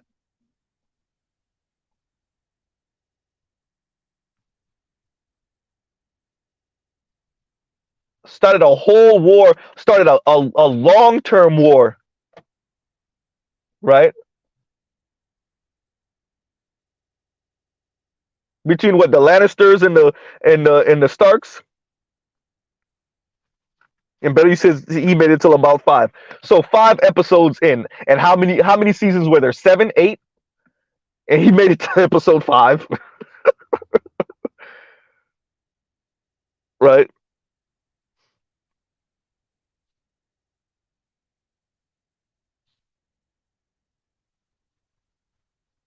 So that goes to show you, like, these people really want black men to suffer. And as I said, this is like one of the, if you don't sit down and really take stock of the messaging of this society, um, both politically, excuse me, all of politically, socially, what you're told to aspire for economically, um, if you don't sit down and take stock for what that means for you in your life, and as a black person, what that means for black people, and what messaging like that will have you think of other black people, then I think it gets you to places like this, right? And I've heard black people, black men and black women, speak very reckless about other black people. And there's a certain level of anger and rage there and disdain there, and and it's a lot of it is like, it's you Negroes are holding me back because I'm associated with you because I have this same skin color as you. So because I have the same jersey color as you, I'm associated with you no matter how much I try to run. And so y'all are making me look bad. Right? And so I have to go above and beyond to distance myself from you guys. And I think that's where you get a lot of this divester talk. It's a disdain for black men. Because even Zach, the white guy that spoke to Chrissy a couple weeks ago, said white people don't distinguish between black men and black women. It's just black people. And that enrages black women to no end, because it goes right back to the plantation when black white men, excuse me, did not distinguish. There was no, to be a man or a woman was to be fancy. I would like to direct y'all to Armiose Frimpong, the funky academic. He speaks about this. You go back to the days of colonialization, and to be a man or a woman, or to be considered a man or a woman, a lady or a gentleman, was to be fancy, right?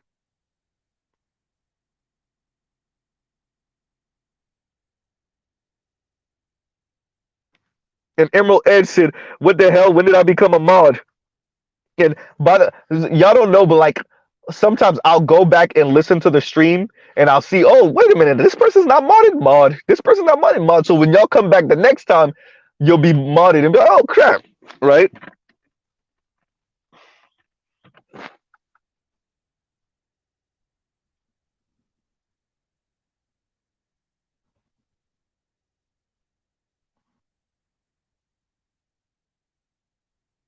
And I'll check out those links after the stream, PK. But thank you. Jeez, it look, and y'all like, share, subscribe, hit the super chat. But yeah, so the reason why I continue to cover these, and shout out to Kevin C, um, shout out to all the brothers in the Black Manosphere who frequent my channel. I cover these because we have to.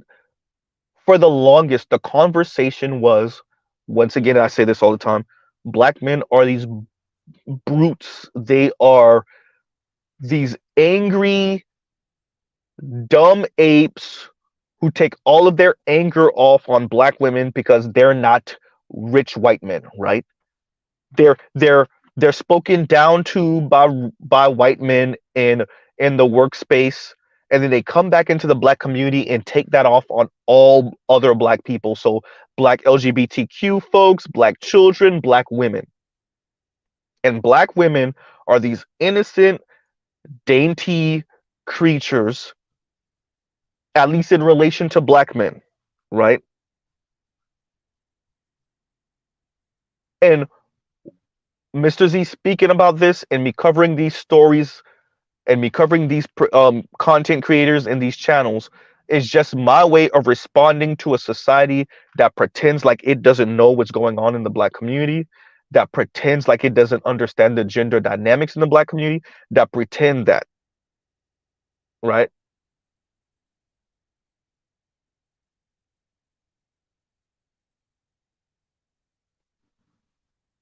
And all of the fallouts from this, right? We have, if Richard Reeves is looking around, Scott Galloway, what I think also PhD, Scott Galloway is what, business school at NYU or something like that, professor at business school, or the lead professor of the business school of NYU, something like that. You got Richard Reeves, also doctorate. Brookings Institute has, given advice to different administrations, or well, in North America and in Europe, right?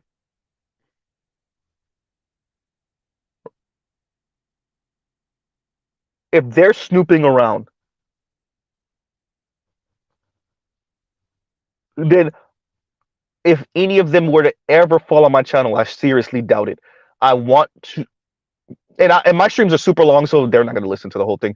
But I want to always present a case of why black men are where they are, why black men are who they are, and to offer some pushback to the rhetoric of black men being these horrible people to live in a community with.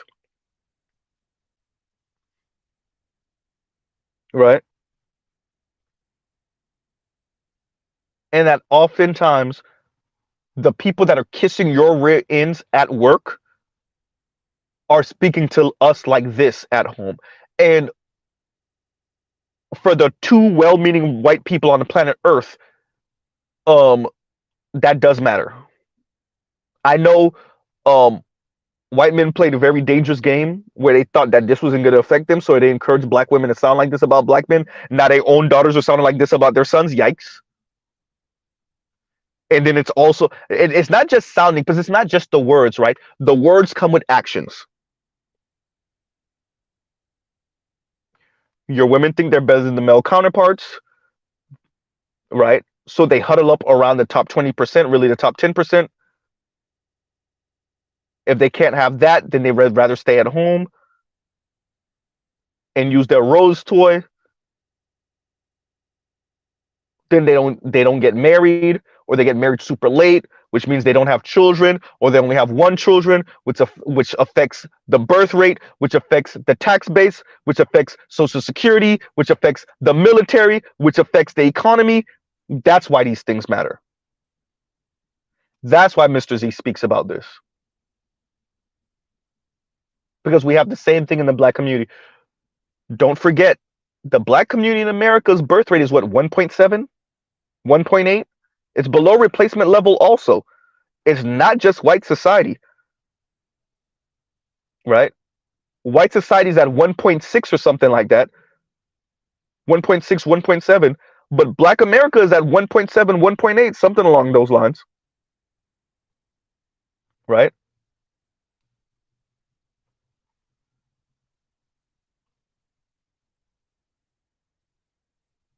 We have to be honest about that and why these things are transpiring the way they are.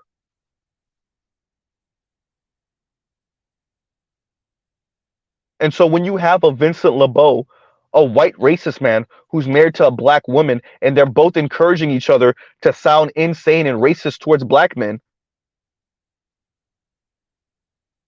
then the fallout of that, number one, less black children, which I think America's okay with, actually pretty happy with, right? Less black relationships, which once again, America's pretty damn happy with, right? But also more despondent black boys and men, more wayward black women, more angry black men and black women.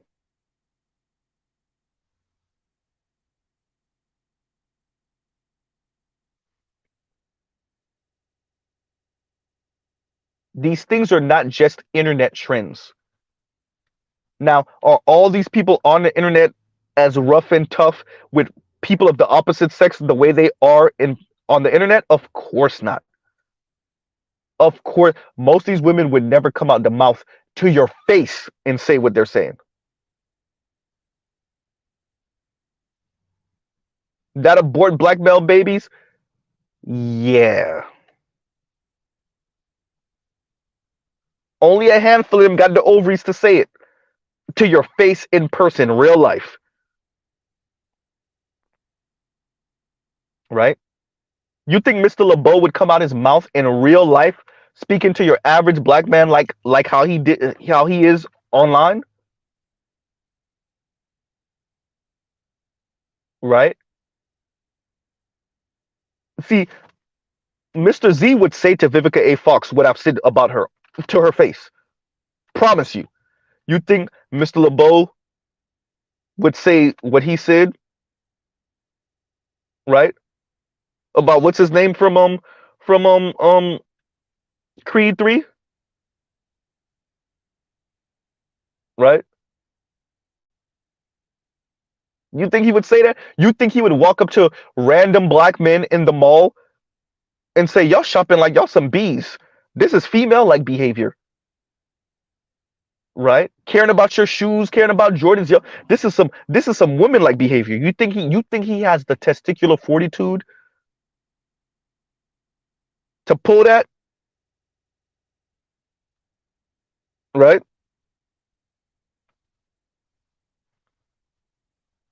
See, talking tough about black men like this in front of your racist black wife, it sound nice. Speaking like you Rambo in front of your racist black wife, it sound nice. Are you really about it, Mr. LeBeau?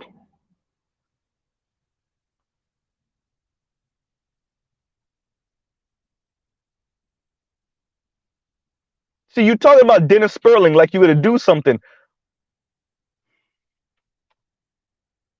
right? And I'm not gonna speak on that too much. I'm gonna let Dennis Sperling handle that. That's why you see I'm kind of. First of all, I just found out about that. Secondly, that's not my place.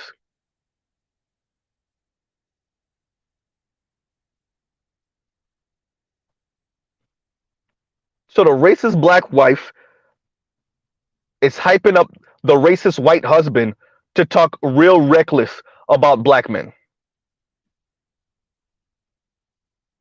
right? To talk real reckless about black men.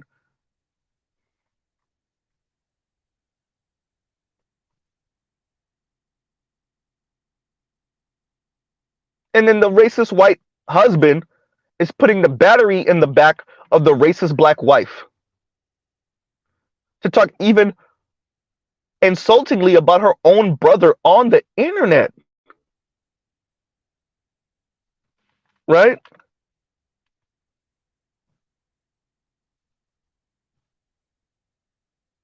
And speak denigratingly about black culture. Look, Mr. Z does not buy into this whole black people, black Americans don't have culture thing. Literally look up the definition of culture. I mean, like, literally look up the definition of culture. Or black people have a defective culture. Do I think black people could in America could do better? Of course. But this defective culture thing, specific, especially when you see what black people are working with, and what black people's the adversary that black people have, right?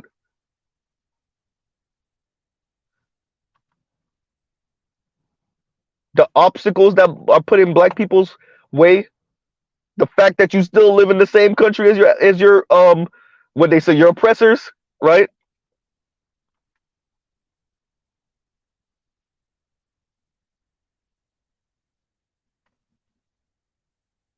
And KW Don says, and thank you for the super chat, KW Don. And KW Don says, I always give white people the side eye who claim that they are not racist because they have a black mate. To me, that means you're the most racist, i.e., Strom Thurmond, a racist, exactly. Strom Thurmond, a racist senator, passing segregation laws while having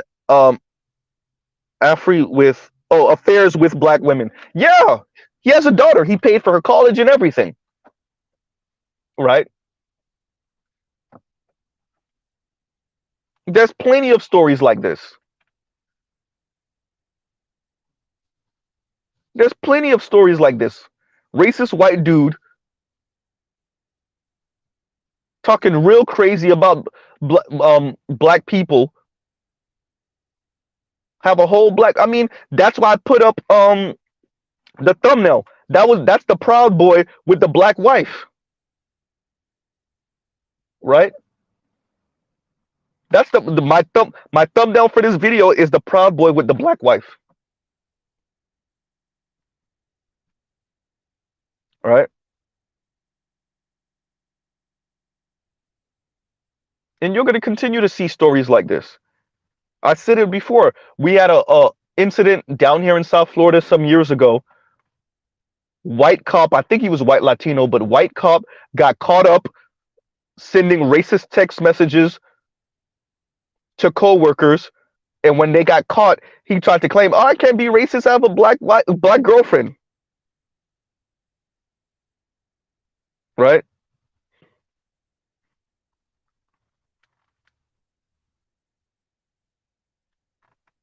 I can't be racist. I'm sending racist text messages to other coworkers, but I can't be racist because I have a black girlfriend.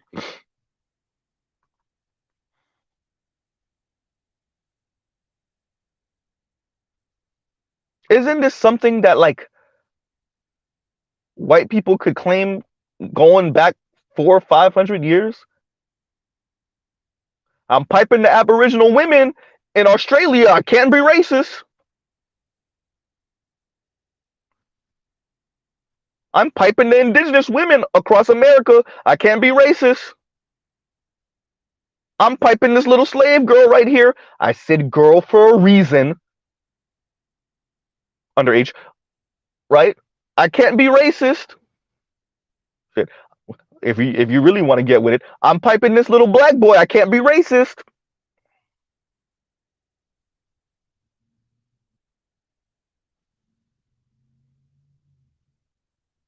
right?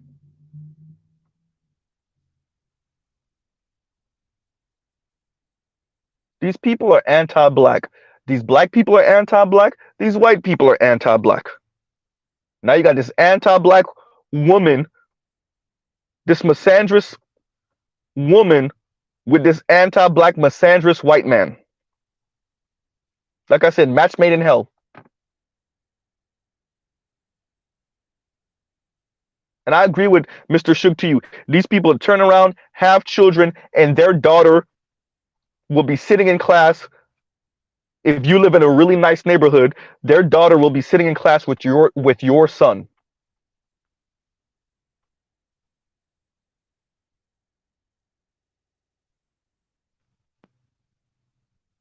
And your son is going to be wondering why she talks to him the way she does, or why she has the side eye, or why she goes out of her way.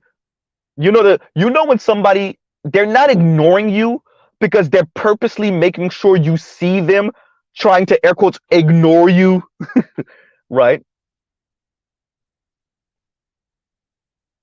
They claim they're trying to stay out your way, but they make sure you see them trying to stay out your way. It's like a performance.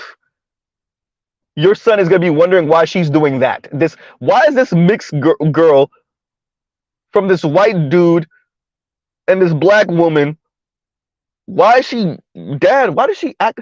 Dad, there's this girl in my class, and she's always giving me the side eye, and she's always kind of sneering at me. And wherever I am, she tries to make sure she's not where I am, but she like makes a big thing about it. That's why. Because these are her parents.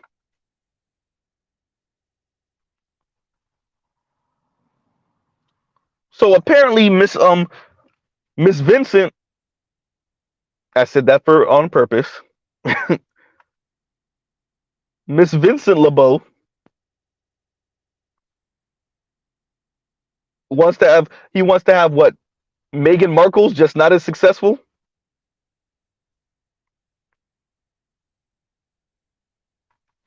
right?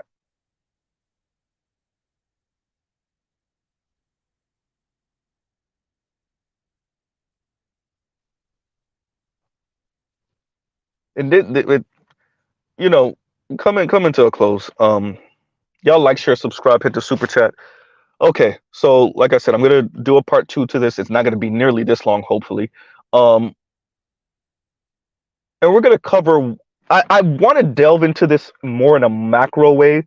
Like I said, how these things connect, right? Or gotta say the word. Sorry, y'all. Intersect. Jesus, heck. Um, and the end result of that. What does it look like when you have?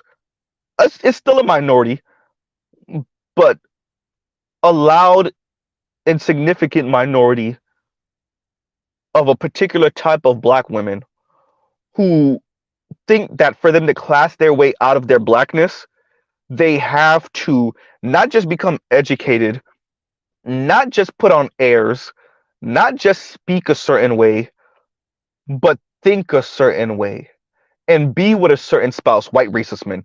Um, because for them to class their way out of their blackness, they need the education, the formal education. They need to dress a certain way, move in a certain neighborhood, speak a certain way, right? Yes, yes, and yes. But also end up with a certain spouse. And what does that look like? And have we done a good enough job in the black community in calling this out for what it is? And does a person have to be a hardcore card carrying member of the divester squad for us to recognize this person, right? From my understanding, Candace Owens never called herself a divester, but what would you consider her? Listen to how she speaks, listen to the things she says, right?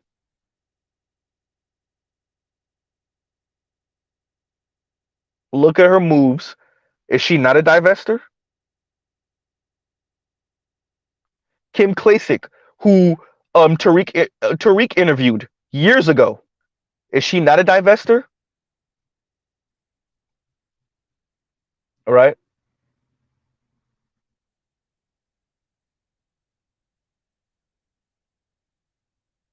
Listen to these people speak. Do they have to call themselves divestors? And when they don't, what are we to do with knowing that this person has a certain animus towards, excuse me, towards men of their own race, and that if given the opportunities, if given position, they will use some of that power in that position to harm men of their own race, to marginalize men of their own race. And at best, what you will get is the benign neglect or the advocating for benign neglect of men of their own race, i.e., Kimberly Crenshaw, right?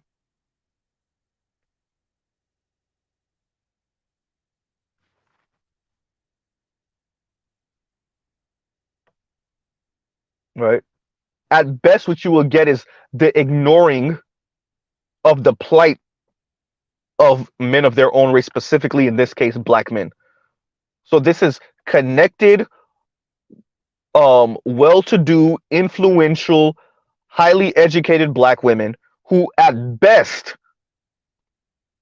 advocate for our society to ignore the plights of black men, particularly if those plights don't directly affect black women negatively.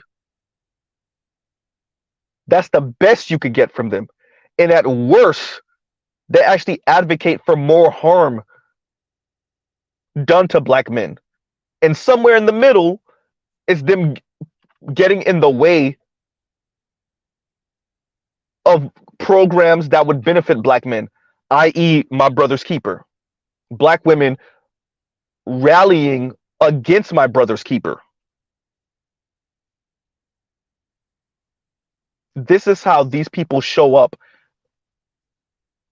when it comes down to talking brass. Okay, so when we get out of the hurt feelings thing, but even though it's still fueled by hurt feelings, when we get out of just the talking on YouTube and on Twitter and on TikTok and on Instagram about how black men ain't ish or black women ain't ish, when we actually get out here in this real world, connected, influential, you know, black women with some, they have some ability to pull certain levers of power, right? Or they can access certain levels of power, or they rub elbows with certain powerful and influential people. When those people are in the room, what do they say that harms black women? I mean, excuse me, harms black men. What do they do that harms black men? What do they say? What do they advocate for? What do they do? And this is before we even speak about who their spouses might be, like a Mr. LeBeau, right?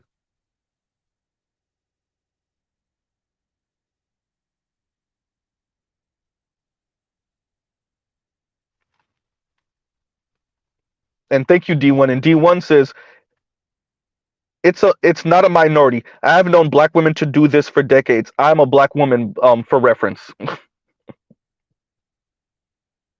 right? And Miss D1, are you? I'm a little lost. Do what exactly? Do the whole advocating against black men or getting in black men's way? Because we see it, right? Many of us see this in our personal lives, and I I put most of this on black women for going along with this, but not all of it, right? This comes with what happens when you're fighting over resources. It really is the crab in the barrel mentality. The crab shouldn't be in the barrel. This is my bit of olive branch. The crabs shouldn't be in the barrel. I actually hate this reference because when people, oh, this is crab in the bucket, crab in the barrel. And it's like, yeah, the crabs shouldn't be in a barrel. That's why they act the way they do, because they're not in their natural habitat. You're cramming them into a barrel and then expecting them to act civilized and act the way they would act in the ocean,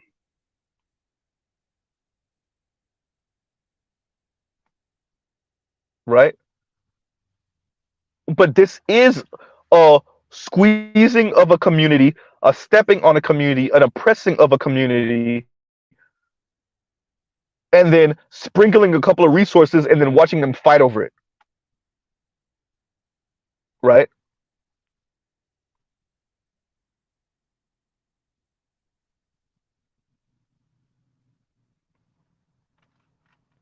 Trell hysterical, Trell hungry, y'all. Trell says crabs belong in a seafood boil with lots of butter, right? What do we think was going to happen when the society said, okay, we're going to designate a certain amount of slots for you Negroes and go ahead and fight it out, right? There's only so many people that's going to occupy these type of spaces. Go ahead and fight it out, right? We're only going to have so many black people as the cover of this magazine. We're only going to have so many black people in this corporation. We're going to have so many black people in this bank. We're only going to have so many leading black actors. We're only going to have so many. What ends up happening, right, is the fight for resources.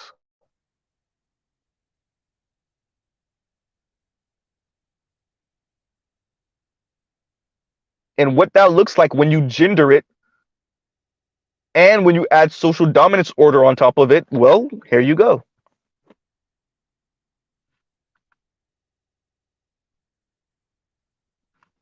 When you gender the fight for resources and you add social dominance order, you get this. You literally get this black woman trying to hold on to her man for dear life, her white husband for dear life. So she's saying racist things, she's encouraging him to say racist things.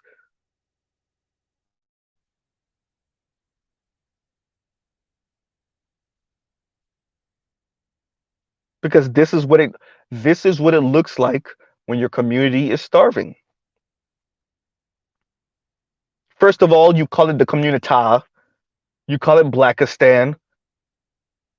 You compare it to other communities that aren't doing that great either. They just not as loud,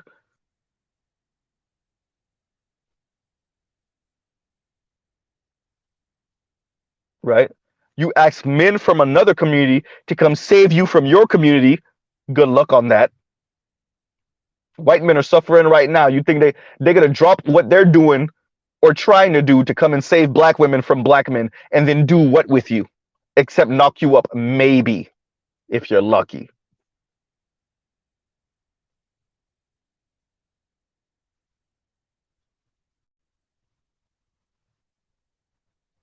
right?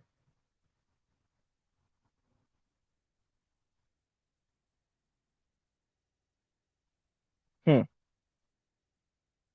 And on that note, we're going on about 2 hours and 15 minutes. Jesus, I could have brought y'all on.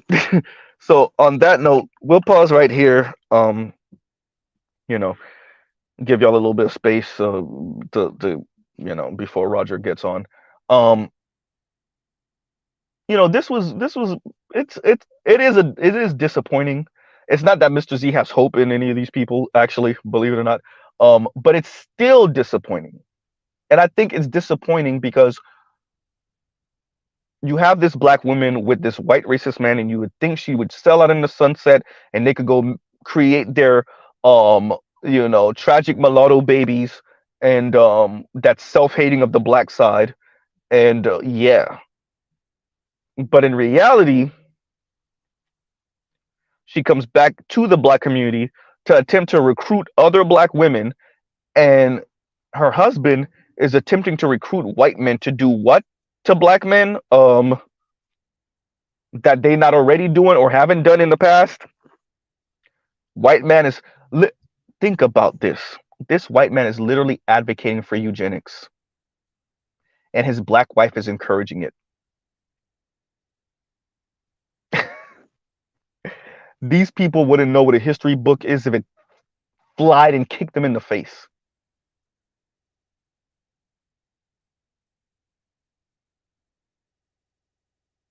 These people wouldn't know what a history book is if it kicked them in the face.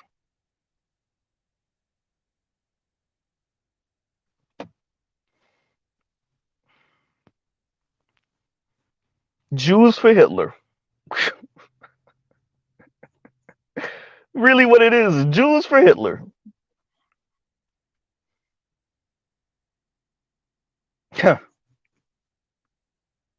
And on that note, I'll pause right here. Love, peace, and chicken grease. I know y'all tired of hearing Mr. Z-Rel on. Um, and I'm gonna check out more of their content, and I will. Yeah, exactly, Trill. Keisha's for Brad. Keisha's for Brad. It really is, and that's okay. Nothing wrong. We live in a free country. You could be with whoever you want to be. You can air quotes love whoever you want to love, right? And you can love about them what you want to love about them. And clearly, these particular type of black women, what they love about these white guys is that they're white, right? What they love about these white guys is that they're white.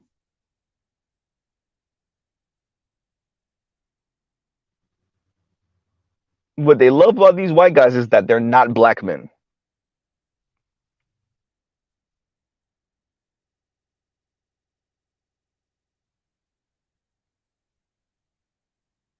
right? Now, there are black women that have some major issues with black men. How many of them openly would speak like this? It's a different question. This right here takes a little bit of ovaries, to be honest. Yes, even in a white racist society that low key kind of encourages you to say it, but for you to actually say these type of things and then encourage your husband to say these type of things, your white husband in this environment, being this blatant, where he literally has a post on his community tab advocating for eugenics. Ugh. And you think you're gonna go at Dennis Sperling? Okay, you all right. And on that note, like I said, I'm not gonna speak on that part too much. But on that note, we'll pause right here for real. Love, peace, and chicken grease. Y'all have a great rest of your day. Go check out other Black Manosphere content. Go check out other non-Manosphere content, so y'all don't sound like these people. Oh my God, right? And I'll pause right there and end it on out. Y'all have a great rest of your day. All right, everyone. Mr. Z out.